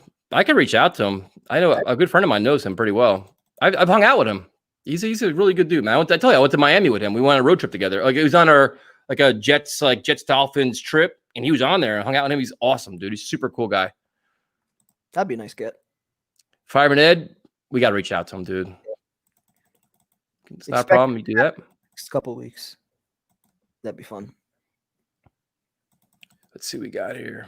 Do a couple more. This is the Ashton Davis shit, man. What did we start with this? I don't know what the hell happened. Ay. Here's one for you, Primetime. Keep Sam Darnold. There you go.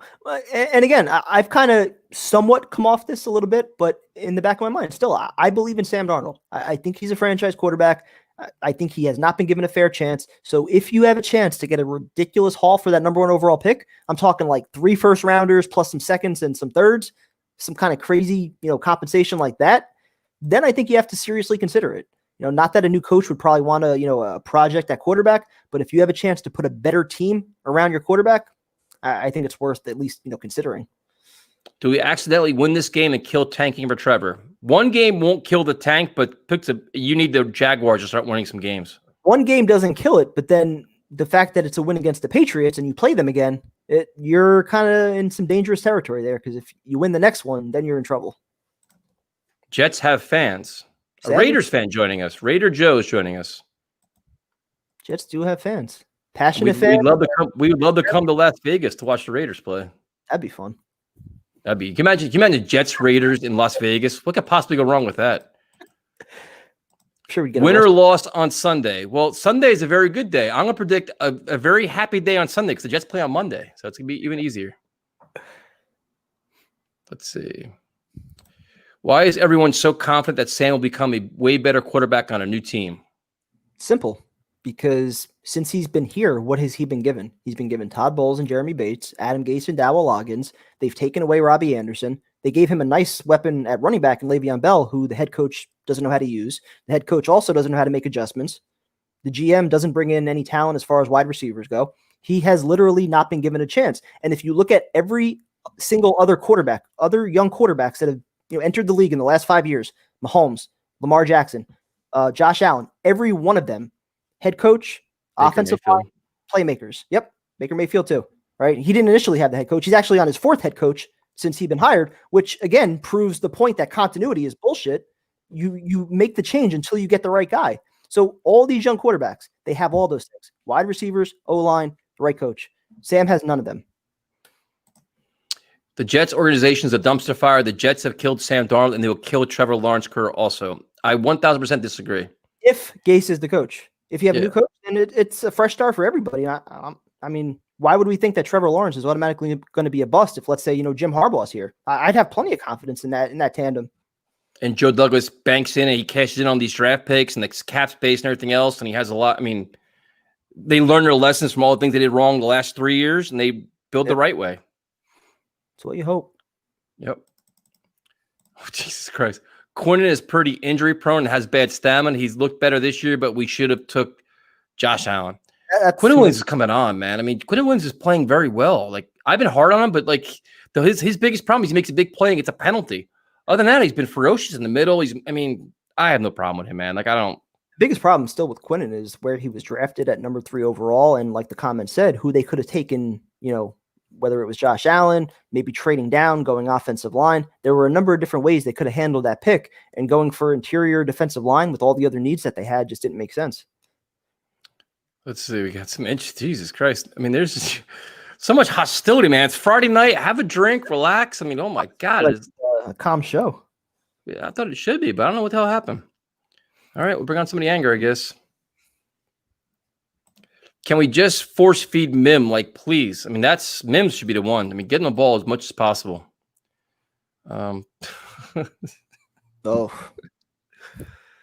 This is such an angry bunch tonight. I don't know what happened, man. I don't know what is going on. I don't get the hate for Sam Darnold at all. I don't know. You would think fans would want to hammer away at Gase and not Sam, because then, like I said a few weeks ago, it allows Gase to kind of point the finger back at Sam and say, I didn't have my quarterback, or even Joe Douglas didn't have the right quarterback here. We need Trevor Lawrence in order to. I don't hate Sam. I'm just done with him. I moved on. My ship has sailed. I'm done. I've seen enough. I feel bad for him. I feel terrible for him. I wish he could leave sooner and just go good at 49ers and flourish. You've already ruined Sam's career. He will forever see ghosts. Very clever. You get points for the ghost, though. So it's well played there, Christopher. But he bounced back in this game. I mean, listen, I like how all these GMs in the chat know what Darnold's value is. It's going to be interesting, man. It may be a second-round pick. At least right now, it's hard to say. If you secure that number 1 overall, it might be hard to get anything more than a second rounder, unless you have a bidding war where there's multiple teams that all want him, and maybe you're able to finesse a first rounder out of a team that's playing well, like the Steelers or somebody like that, where you're picking late 20s, early 30s. Darnold literally had one good year in college. He's good, but he's not Trevor Lawrence, and this team has broken him. Just move on already. Listen, I mean, I understand. I kind of disagree with that. Again, the 1 year in college, he played phenomenally. where it was, all suck for Sam talk, entering his last year. And he was the consensus #1 overall pick by almost every analyst, almost every GM at the time, and pretty much the Browns. And I think there was one other team maybe that didn't have Sam #1 overall. So, we were fortunate enough for him to fall into our laps. We've just done nothing to help him out. Hey, guys, remember Ryan Leaf, Todd Marinovich, Rick Meyer, Jeff George? Nothing is guaranteed. You're talking to Jets fans, dude. We fucking know nothing's guaranteed. We drafted shitty quarterbacks for years. Hackenberg, Sanchez didn't work out. I mean, dude, Geno Smith, Bryce Petty. I mean, we know bad quarterbacks. We get it. There's nothing guaranteed. But if we're being honest, Trevor Lawrence is the most highly touted quarterback that everybody's universally saying the same thing. That's not, I mean, he may not work out, or he may be the guy we've been looking for the last 30 years. Yep. There's no guarantees. We know, dude. Jesus Christ. We've lived through it for years. Let's see. What we got? That's classic Tyson on Chuck. I don't know what I said, but okay, cool. Becton, Mims, and Braden Mann are untouchable. I'd probably throw Quincy Williams in there too. I mean, you need some kind of building blocks on defense. Even though he's an interior lineman, still, you need something. We have nothing at all. Untouchable, though? I mean, if you get rid of him, what do we have on defense? We have nothing at all. I'm saying, though, if a team calls with a first-round pick, I mean... Oh, well, yeah, will they do that, though? Probably not. Let's see. I got yelled at by Wade Redden's family at a Rangers game for yelling him to get off the ice. It happens, man. Terrible, man. What was that? A 6-year, $36 million contract that he signed on the back end? He was a joke. It's funny because I used to sit in the family section years ago in the Jets, and it's you try to be on your best behavior. Yeah. Sometimes it's just not hard, dude. It's just hard. You just your inner rage comes out, and you're it's just they're used to it though. Yeah, especially with a few beers before the game, before you go in. I mean, a few beers. Can't be expected to sit there and be calm. John, thank you, man. We appreciate it for sure. Definitely appreciate that. That's going to go to our Truly Fund. Who was the last Jets franchise quarterback? You can make an argument. I think that Chad Pennington, for a number of years, was that he just couldn't stay healthy. He was still your franchise quarterback, but yeah, he was just getting hurt all the time. Prior to that, I hope Sanchez was same thing for a number of years. Yeah, I mean, that just shows how bad we are, dude. Jesus Christ, man. I know. Kenny O'Brien, Pennington. I mean, Sanchez had a good little couple of years, but that didn't work out. There hasn't been a good 10-year guy. I mean, that's the problem with the team. Yep. I want Gase to be brought back just to see what Tyson will do. That's what I'm saying too. Yep. It's gonna be epic, dude. I'm telling you, it is gonna be epic. You're just not gonna be ready for it. You're building this up, man. Don't let me down. Joe B retired from WFN to join Let's Talk Jets Radio. Let's get him on. We could try. Joe doesn't like technology either, man. He likes to just do his own thing. We could try. I want to get Ray Lucas on, to be honest with you. That's my guy I'm really trying to get. Can't listen to him on the post game now, so. I got it. Tyson will buy TV time for a commercial. Nope, it's not it. It's $1 million for it, or it depends on where you're getting it at. Let's see what we got here. A few more. Can you guys sober up enough to call Fireman Ed? We're not drunk. Not yet. It's not sober. It's just I could text them right now. It's no big deal. Just got to figure out a time where it works for everybody. The guys everybody's so angry tonight, man. They're attacking us, attacking the players. What the hell happened? 0-8. That's what happened. Sam needs a lot of work and he has to be paid soon. Can you justify paying him over taking Trevor Lawrence or Fields? No, I can't. Primetime can. Well, no, it's not even about it's not even about paying him right now because he still has 1 year left on his rookie contract and then he has a 5th-year option. So you're not giving him a contract until at least another 2 years. So in theory, if you wanted to keep him, you would have 2 years of draft picks plus all this cap space that you have to build a competent team around him. And if after those 2 years you make the decision that he's still not a franchise quarterback, well, then you bring in your next quarterback into a situation that's ready-made with playmakers, an offensive line, hopefully, some wide receivers. But right now, I think we're much further than just being a quarterback away. So you have to ask yourself, how much better is Trevor Lawrence than Sam Darnold compared to the compensation you might be able to get if you trade the pick? Joe answered your question for you. He could be. Lawrence is light years better than Sam. He could be. But again, Mango Masher. The next comment. We have not seen Sam Darnold in a true offense with playmakers around him and with You're an not offense. going to. We have not seen that. With another team, we might, but yeah, with the Jets, probably not. Fire everyone, nuke the organization. Dude, you guys see the comments. Everybody's angry as shit tonight. I don't know what. Everybody must be the election. Everybody's just angry. I didn't expect anyone to be mad tonight. I was like, we're 0-8. We're playing the Patriots. Most people want to lose for this game. I thought this was going to be just, dude is literally a 3-year rookie. He's done. They're just taking shots at Sam now. They hate everybody. Get it. Firing Gase would literally solve everything. Not really, because it would solve a lot. It solves the problem, but you need to hope that Joe Douglas is a good general manager. Because if he doesn't draft well and come through on his moves, we're going to be the same boat we're in. You're going to have a general manager that gets fired with a coach in place, and we're right back where we are right now. Well, no, because Gase helps. No, Joe Douglas has got to do a good job. No, if Joe Douglas hires the next coach and then that coach doesn't work out, you fire them both together. You don't allow the coach to stay and then you bring in a new. Yeah, but I'm saying if you hire a new coach and Joe Douglas shits the bed in free agency in the draft next year, then you fire the coach and the GM together. You don't allow. My God, that'd be a complete disaster. Oh, what are you going to allow the coach to stay and bring in a GM and force him to work? But the coach is good. It's like the whole thing. Here's Gregory Tom. Money for Tyson's epic Gase master plan. I'm telling you, you guys will be shocked. This is next level stuff here. I'm not bullshitting. I've thought it out. I've researched it. I figured out. I have a lot of pieces already in place. I cannot possibly imagine what the hell you're thinking about. A 24-hour live stream. I don't know. Epic. I want them to announce it the day after the season's over, and they will regret that decision because they will be a fury that they've never seen before. I guarantee it. And it's nothing illegal. It's all legal. It's not billboards. It's not planes. It's not all by the books. It's all very fair. It's all very reasonable. And it's maximum national exposure. Maximum. What do you like buying tickets for everybody to go to KC during a playoff game? Like wearing Fire Gase shirts? Nope. You never know, man. Let them test me. I want to see this though. I do.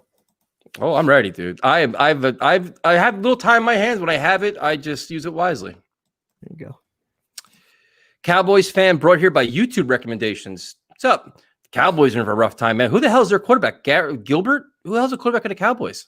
Nucci? Is he still the guy or whatever his name is? They're tough, man. And then the weird thing about the Cowboys is a lot of Jet fans wanted Mike McCarthy, and now he's getting run out of town there too. Yeah. That's tough, man. Yeah, you're actually seeing players kind of throw them under the bus and say they're unprepared, bad game plans. Yep. Somebody's got to grow a pair of balls in that locker room and show some heart. Kai Becton's showing heart. I mean, to be fair, Sam's trying to play through injuries. Some of these guys want to play. I mean, there is some guys there that are playing hard, but nobody's calling out the coach, and nobody's really sticking out in the game where you're like, wow, that was an awesome game. Like Crowder had some good games, a couple 100-yard games, but there's nobody really just – they're zombies, man. You're 0-8. That's not going to happen when you're 0-8. People just collect checks. Yep. People are hating on Sam so they don't feel guilty when the Jets get rid of him. I think we're all going to feel bad, dude. The kid's a good kid. He's not a douche. It's just he's been handed a terrible situation. That's what the fans do, though. I mean, when Le'Veon Bell got released, a lot of fans, were still. Oh, boy. Here we go again with this guy. Jamal Adams. What's this? I love this team so much that I can never root for them to lose. You mentioned Burrows. What about Carr, Achilles Smith, and Tim Couch? Okay, so do you want to go through all the top picks that have nailed it? Do you want to go through Kyler Murray? Baker Mayfield's doing okay. I mean, Lamar Jackson's doing fine. There's a lot of first-round picks that are doing well, too. But Trevor Lawrence, according to every analyst, is not on the level of a Tim Couch. Yes, but again, I think I brought this up a few weeks ago. If you look at over the last, 10, 20 years, as far as, the franchise quarterbacks that are at the top tier, Aaron Rodgers, where is he picked?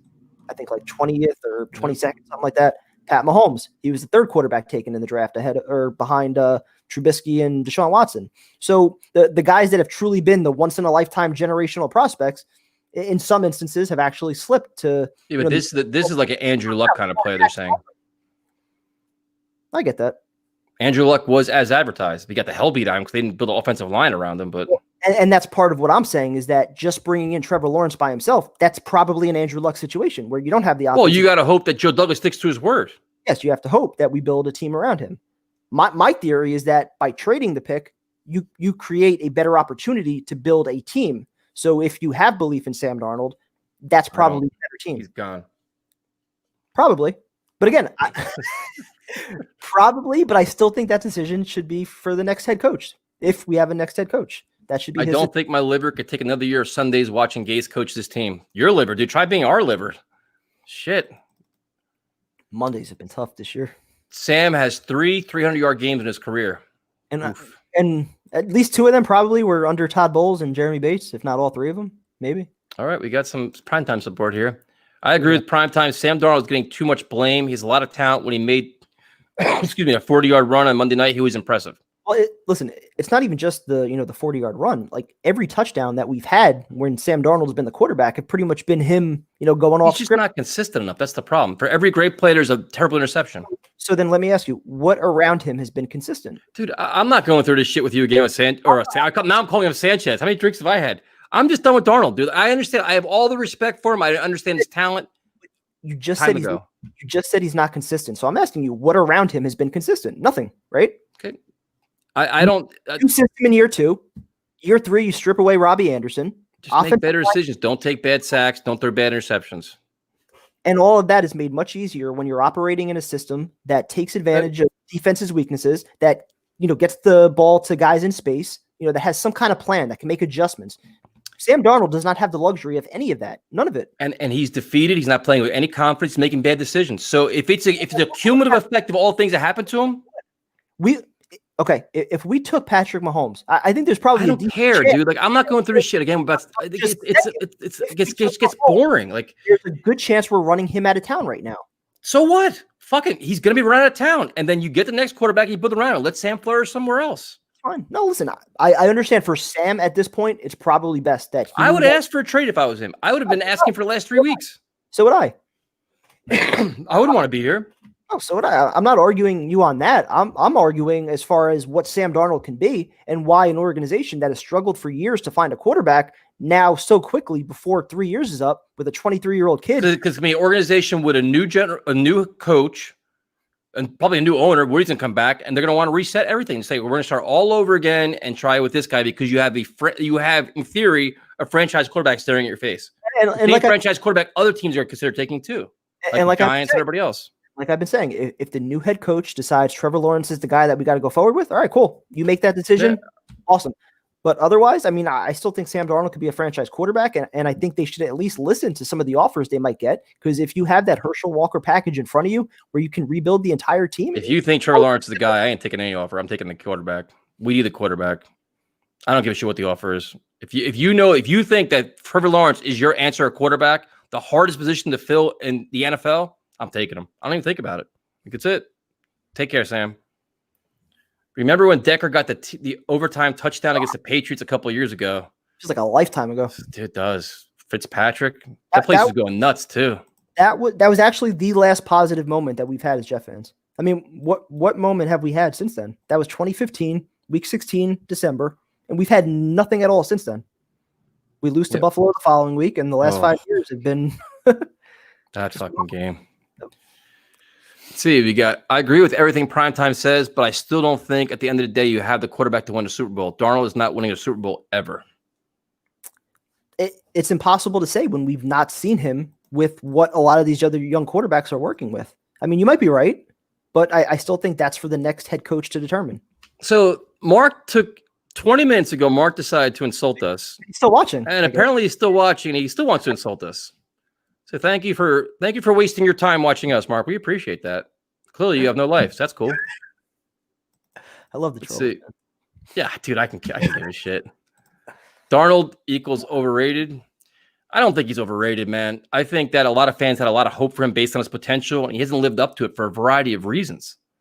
It's just the situation just sucks. We talk about it over and over, week in and week out. It's just they failed him as a player, as a quarterback, everything. It's just a bad situation.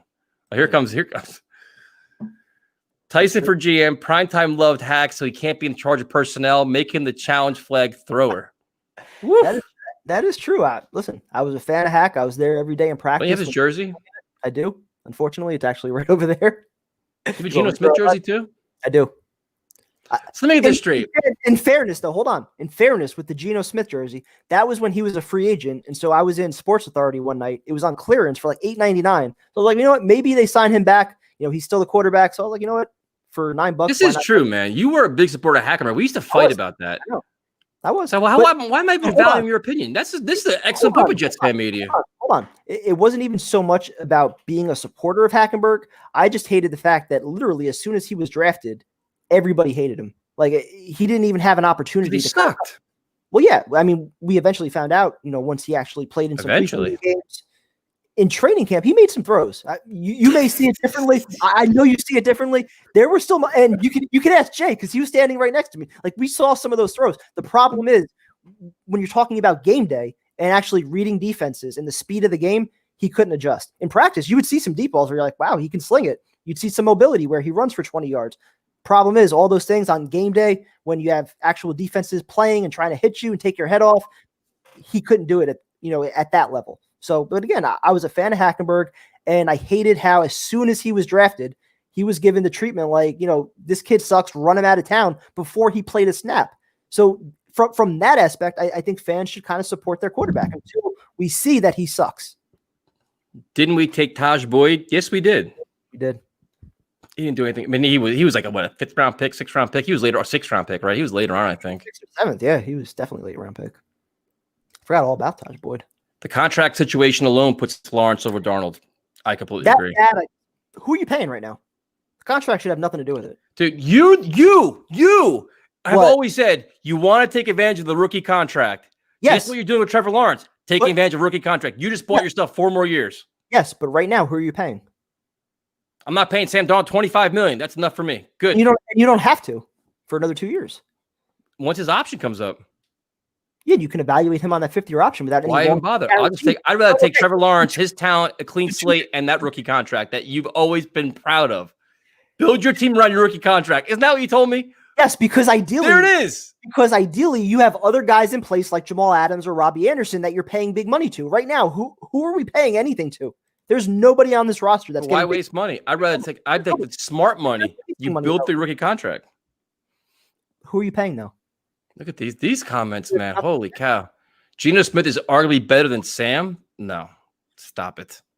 That's not even close. Geno was, I mean, I like Geno. I like him as a person and everything, but dude, he did beat the Patriots and Falcons. Dude, he was horrible, man. That one Bills game, he threw 4 interceptions in the first half. Wasn't it 4? First quarter, right? Dude, I was like, I sat down, I had 2 beers. Within a matter of with 15, 12, I'm like, I'm out of here. I'm leaving. I left. I'm like, I'm out. I can't even watch any more of this shit. That was one of the worst I've ever been at. It was against the Bills, right? Yeah. It was at least 3 in the first quarter, and then the 4th one might have been like early second quarter, something like that. But yeah, he was benched right after that, I think. So now Dylan's plugging something. I want to make sure I get Dylan on because if I don't, he'll troll me for the next 13 comments. How much money do I have to pay to collab with Jet Central? By the way, Primetime, what did you think of his mid-season pick video if you watched it? Did not get a chance to watch it, but I will try to. But yeah, we can try and set up a collab. I mean, I'm all for talking with anybody. If they reached out, but it's like we're doing this shit all the time now. It's hard to schedule, collabs with other, fan sites because a lot of them, they do shows same time that we do. So and they're bigger than we are. We're just some 2 bozos drinking beer and cursing. We have to change all our rules, man. Like the one who was it? The one Jets thing said they invited us on. Yeah. And but we got a couple things we got to talk about. I'm like, what the fuck we got to talk about? It's like, yeah, we can't curse, can't do this. I'm like, yeah, I'm out. Forget it. We can't do that.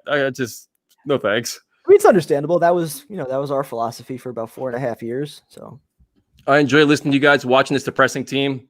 Monday night, man. Monday night, 8:00. That's gonna be a disaster. Get your beer ready. Josh McCown, the Jets were decent. Josh McCown went to the Texans too. He's got another life to play some football. Still say he was better than Flacco.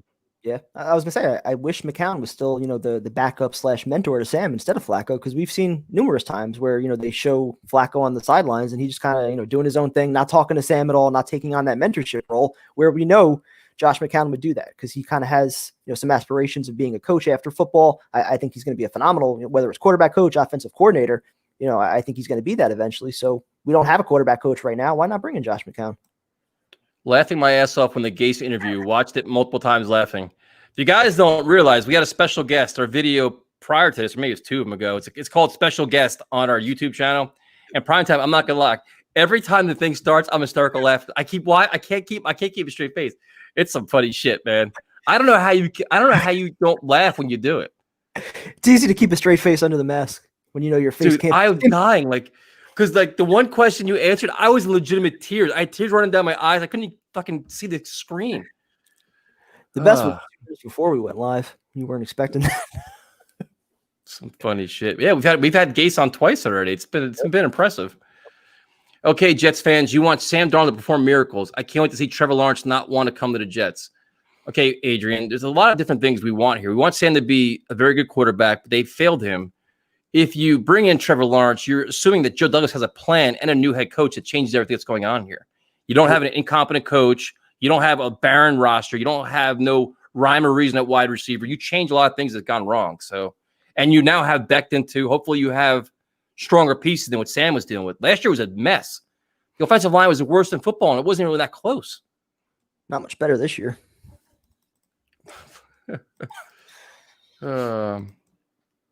Let's see. Now this is just an angry bunch tonight. I don't know what the hell happened. Kind of like it. Bring back my man Rex. I'll pass on that, but I'll always love Rex. But yeah, I mean, I think we're long past the days of potentially bringing him back. The thing that Rex gave the Jets, and a couple comments are saying the same thing. At least Rex gave the Jets identity. Jim Harbaugh does that too, man.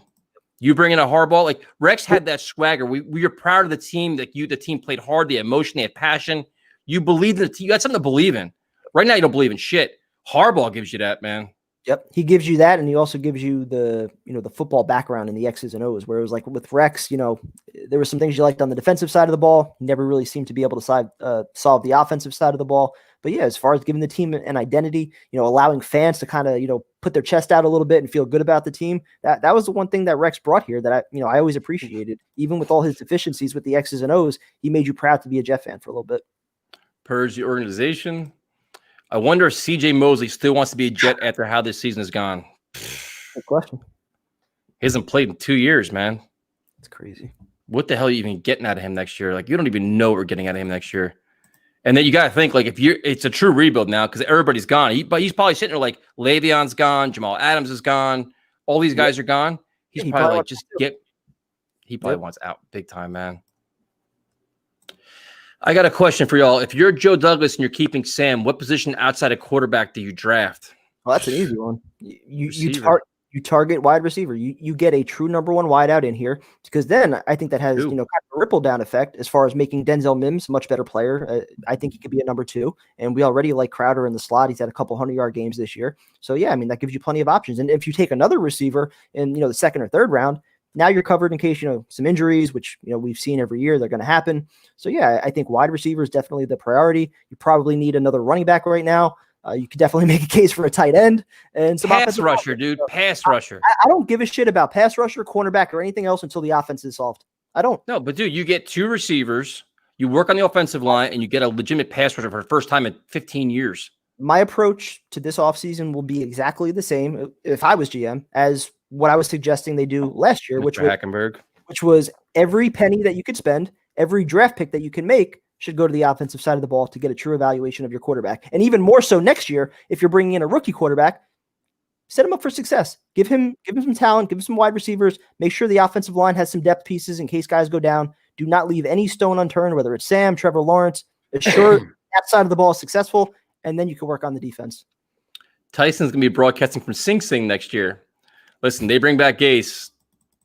This show will be changing. We're going to have a lot more. It's going to get interesting. I guarantee it's going to be interesting. Prime time, you have to draft a quarterback. We can actually build around Lawrence. 3 picks in the top 35. You can build the offense with youth. I'm not saying you're wrong, but again, if you're talking about a package of 3 first-round picks plus more, some second and third rounders, that team that you could build around Sam Darnold would probably be a lot better. Now you just kind of put more pressure on, Joe Douglas to hit on some of those mid to late round picks, which I think he could do. I'm not saying you can't build a team around Trevor Lawrence, but I think the overall team becomes better if you're trading that first overall pick. So you just but have to. not, but yeah, but if Trevor's overall better than Sam, exactly. How much better can he be? I mean, that's for Joe Douglas and the new coaching staff to figure out. you guys are great. I love the show. I'm a Niner fan. Tough year for the Niners, man. I've never seen a team get decimated by so many like grueling injuries like them. I mean, that's just. No, you haven't? I mean, the Jets don't have any players. I mean, the Jets have some injuries, but dude, the 49ers, they were winning despite injuries, and now they're just like, I mean, they just crazy. They're gonna end up with a high draft pick, and you're gonna hit the jackpot again. I was gonna say that's what they did 2 years ago with Bosa.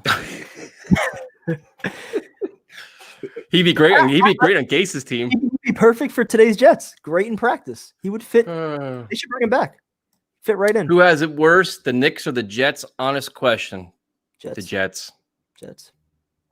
I don't think it's even close, to be honest with you. For the last decade, it's not close. I mean, if you want to go back, a little bit further, the Knicks had that nice run in the 90s, even though they still didn't win a championship. They were still, a respectable team every single year. But yeah, for the Jets, I mean, it's been way too long. One thing about Bless Austin, he's an excellent tackler. I agree. He makes some behind the line of scrimmage. He had some pop to him. Yeah. You guys are asking us a lot of draft questions. We'll do draft questions like at the end of the season, man. We can't start going into like who we're going to draft, stuff like that. Other than Trevor Lawrence, but these other like who you going to want in the third round. I mean, we'll have on draft analysts. We have a lot of like, Jeff Floyd, Connor Rogers, all those guys. Yep. I would pay money for Mangini to advise our next draft. Mangini, all those teams that Rex won with were a lot of Eric Mangini draft picks, from Revis to DeBrickashaw, Mangold, David Harris. A lot of that core team was the Mangini drafts. Trevor Lawrence is a talent, but could not win with this team. Well, he wouldn't have this team. He'd have a different team. A lot of these guys would be gone. Hopefully you have an influx of new free agents. You have new draft picks. I'm not saying you're wrong, but you're kind of proving my point that it's unfair to evaluate Sam in this situation then. Listen, I evaluated Sam. In my opinion, Sam is damaged goods. That's fair. I'm just saying. I'm not evaluating. Like, my opinion, he's damaged. Like, he needs to get the fuck out of here, and we need to move on, and everybody be happier. And just I know. I like him. I just don't. See, now they're going after you. They started with me. Now they're after you. What shit am I on? What, in regards to Sam? Backing up my young quarterback? Did Kevin just say a Herschel Walker type trade? That's that good buddies puffing. What? I mean, so if you had the number one pick, you probably could get that. That's what I'm saying. If we're really talking about Trevor Lawrence being this once in a generational quarterback, and there's teams that are just outside of that number one pick, like the Giants, Jaguars, Falcons, if you could get that type of package, I'm talking 2-3 first rounders plus more. I mean, I think that offer could be there. And I think it would be worth considering. You're probably not going to take it, especially if there's a new head coach. He's 99%. He's going to want Trevor Lawrence, and that's fine. But I think it's worth considering for the team that you could potentially build around Sam. You'd be talking about 7 to 8 first rounders over a 2 to 3 year period. That is crazy. Not me. I'm out. He's out. Tyson, how long you been doing MMA? 12 years. Wow. Mostly stand up. Muay Thai and kickboxing and boxing. I can do takedown defense and some sprawls, and other than that, you can whip my ass on the ground. I'm not a jiu-jitsu guy. So that'll be my approach if we ever go for the takedowns. If you can get me down, you're fine. I suck on the ground. I got my ass beat. And I got a low center of gravity too, so that would help. Right. Watch out for the uppercuts and the knees and the kicks. Let's see. We are playing our arch nemesis, and you want to lose? I mean, yeah. Belichick might want to lose too. Yeah. I mean, we're not even. It's like it's so weird how this season's gone. Because we should do like a thorough preview show. We haven't done a preview show in like 4 weeks. I just don't give a shit. We did the injury report is mentioned, and what are we going to preview? Let's see what we got here. Upgrade receiving core through free agency, draft O-line, edge rusher, and corners in the draft. Those are hard to find in free agency. See, I'm the opposite. I mean, I'd love to pay more. Receivers are available, dude. Well, I was gonna say, I mean, if you look at the last draft, I mean, how many receivers over the first 3 to 4 rounds are making an impact already? And they're saying this draft coming up is going to be equally as good, if not better. So, I mean, I feel like you draft the young wideouts, allow them to develop some kind of rapport with your quarterback, and offensive linemen, who usually take a couple of years to kind of establish themselves, more proven in the trenches. I'd have no issue paying guys on the O-line or even an edge rusher. But yeah, I think all those positions you need to target in the draft. But for me, it's still offense that should be the priority. Don't forget Brooks Bollinger. Yep. I remember him against the Ravens and freaking Baltimore. I wanted to And John Abraham I think was the first play of the game. He had like a strip sack in the end zone. They said he was offside or something like that. He did have that one game though. He's also good in preseason too. Bollinger Bowl. Brooks Bollinger. My God. We've come full circle tonight with this show. My goodness. Pats and Jets on Monday night. I'd rather watch paint dry. I'll be honest with you, Ocean. If this was any other team other than Jets, I wouldn't watch it because it's going to be a shitty game. Yep. We're going to be live streaming and drinking a ton of Trulies and whatever else we have in our stash because it's going to be gross. Absolutely gross. Let's see what we got here. I love your guys' channel. Just watching two grown men drink and just talk in front of a camera. It's hilarious. Oh, that's what else are we going to do? It's Friday night. Something else to do. New Jersey's a mess. Yeah. Hire Harbaugh. I mean, we talked about that earlier on. Let's see. I got it. Tyson will sue the Johnsons for gross negligence. Nope. My plan is legit, man. It's legal. It's not offensive to nobody. It's not going to cause any damage to nobody, no harm to nobody, but it will make a significant impact where everybody will. If it's going to make an impact, then you know somebody in that building is going to be offended. So, nope. It's just a statement of unhappiness and that change needs to be made. There'll be no clown faces, no clown noses, no donkey ears, nothing offensive whatsoever. But it'll be a bold statement that will be nationwide. Everybody will know about it.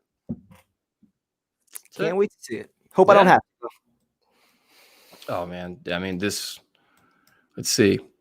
O-line. I mean, that's definitely an off-season plan. I mean, I'm still trying to figure out what the hell Connor McGovern is. I don't even know what he is at this point. If he's a piece, he's not a piece. I don't even know. Next year, so they'll have time to evaluate him. Sure, Miss Clowney, David Clowney, because Jadeveon Clowney hasn't been a piece that we missed at all. David Clowney was good in the preseason. Oh, stop it! Good bowling event too. He always had a great bowling event every year. Let's see, we got it. We'll do a couple more. It's friggin' it's 10 o'clock prime time. It's 2 hours doing this shit. Yes. Prime time. What subject do you teach? I teach special education, so I'm pretty much involved with all subjects: math, English, reading, writing, all of it. If Cam Newton loses, if Cam Newton loses, his career could be over. Honestly, I mean, if Cam Newton loses the Jets on Monday Night Football after losing 4 in a row, I mean, the Patriots are he's gonna face some heat, man. Yeah, I mean, he's already on thin ice now. He got benched. What was it, like 2 weeks ago? So, Glenn Foley. I was actually a big Glenn Foley fan, man. He was a gunslinger, and then he got hurt, and then Testaverde came in. But Foley was a feisty dude, man, and Parcells loved him. He was like he was a hardcore. Everybody rallied around him. I loved that kid, and he couldn't stay healthy, and Testaverde just took off. That was right around the Neil O'Donnell and Rick Meyer days, right? Yep. Fucking. And I was imagine being a Notre Dame fan, dude, and Rick Meyer coming in and shit in the bed. I wanted to just bury him. That still pissed me off in '99 when they waited. How many games was it? Like 4 or 5 games going with Meyer instead of Ray Lucas. Parcells was so stubborn, man. He just would not. I mean, let's see. Joe Douglas had to draft Trevor just for the fact that if he doesn't and Trevor becomes a superstar, his career as a GM is done. See, I can make that same argument that if he trades Sam Darnold and Sam Darnold wins a Super Bowl somewhere else, that it would have the same implication that you had this guy in your building, a franchise quarterback, and you didn't put pieces around. How many Jet players after they left that won Super Bowls? Revis, Keyshawn, Vilma, Darren Lee. I mean, and they look like shit after almost every one of them, right? Soon to be Jamal Adams. Yep. Oh, my God. All against Le'Veon Bell in the Super Bowl. There you go. Some shout out to Primetime, stand-up guy. Appreciate that, Loud Pack. See? You say I always go against you. I'm not always against you. Yeah, tonight. Oh, my God. Wait till Monday night. I'm never against you, man. We're all team here. Yeah.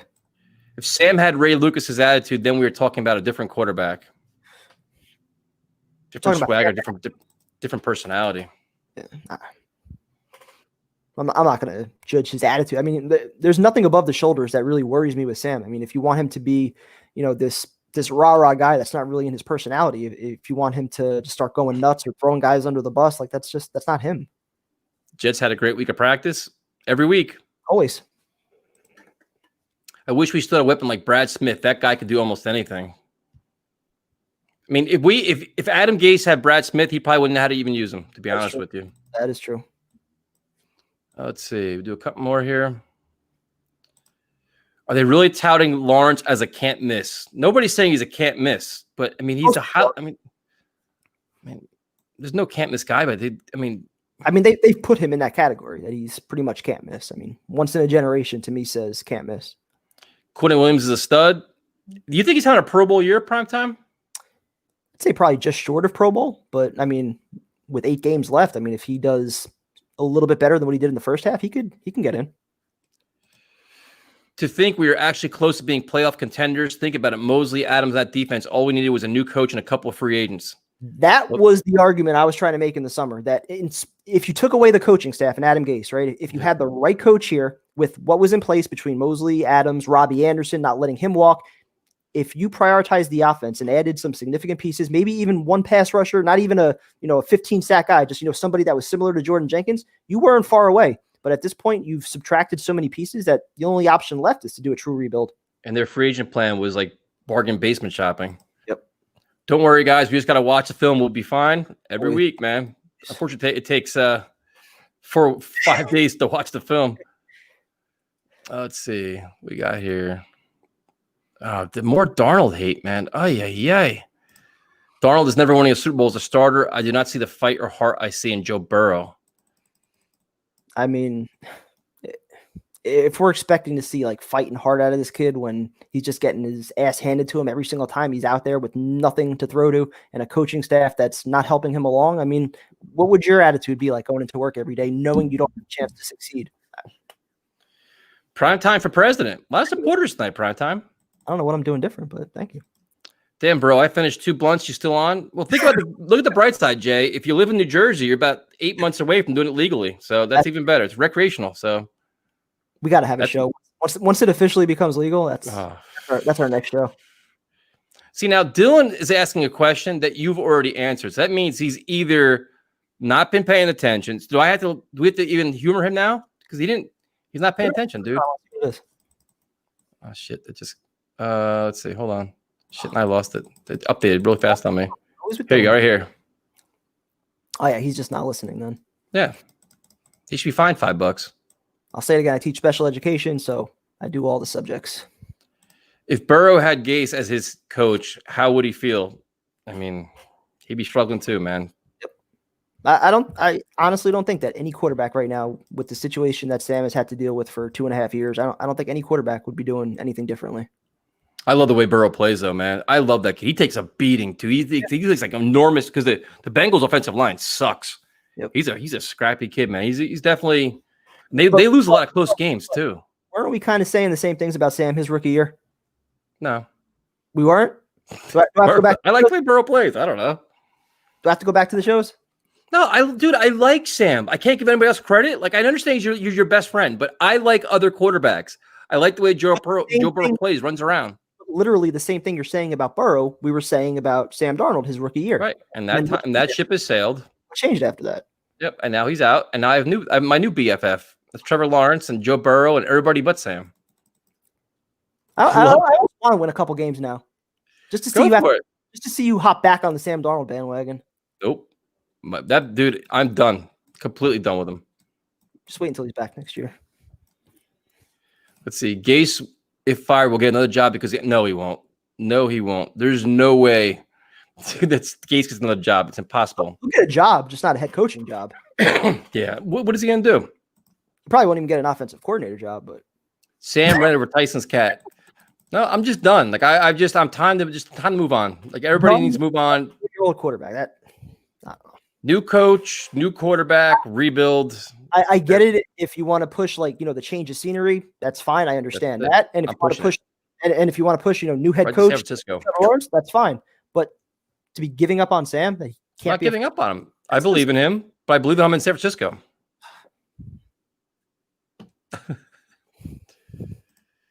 This conversation convinced Mike Tyson would be worst GM in history. He thought Primetime thought Hackenberg was good. It wasn't me. I hated Hackenberg.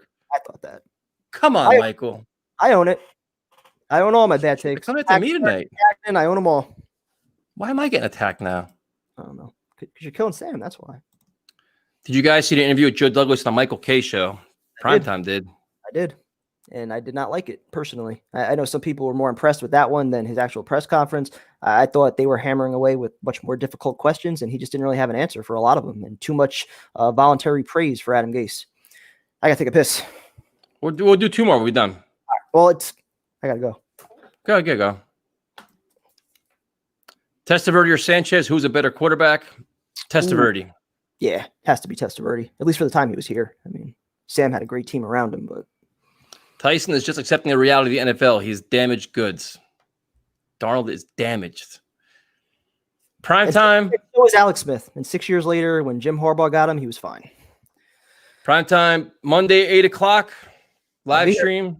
I'll be Thank here. everybody for joining us. We appreciate it. And we'll see you guys then. Talk to you guys later.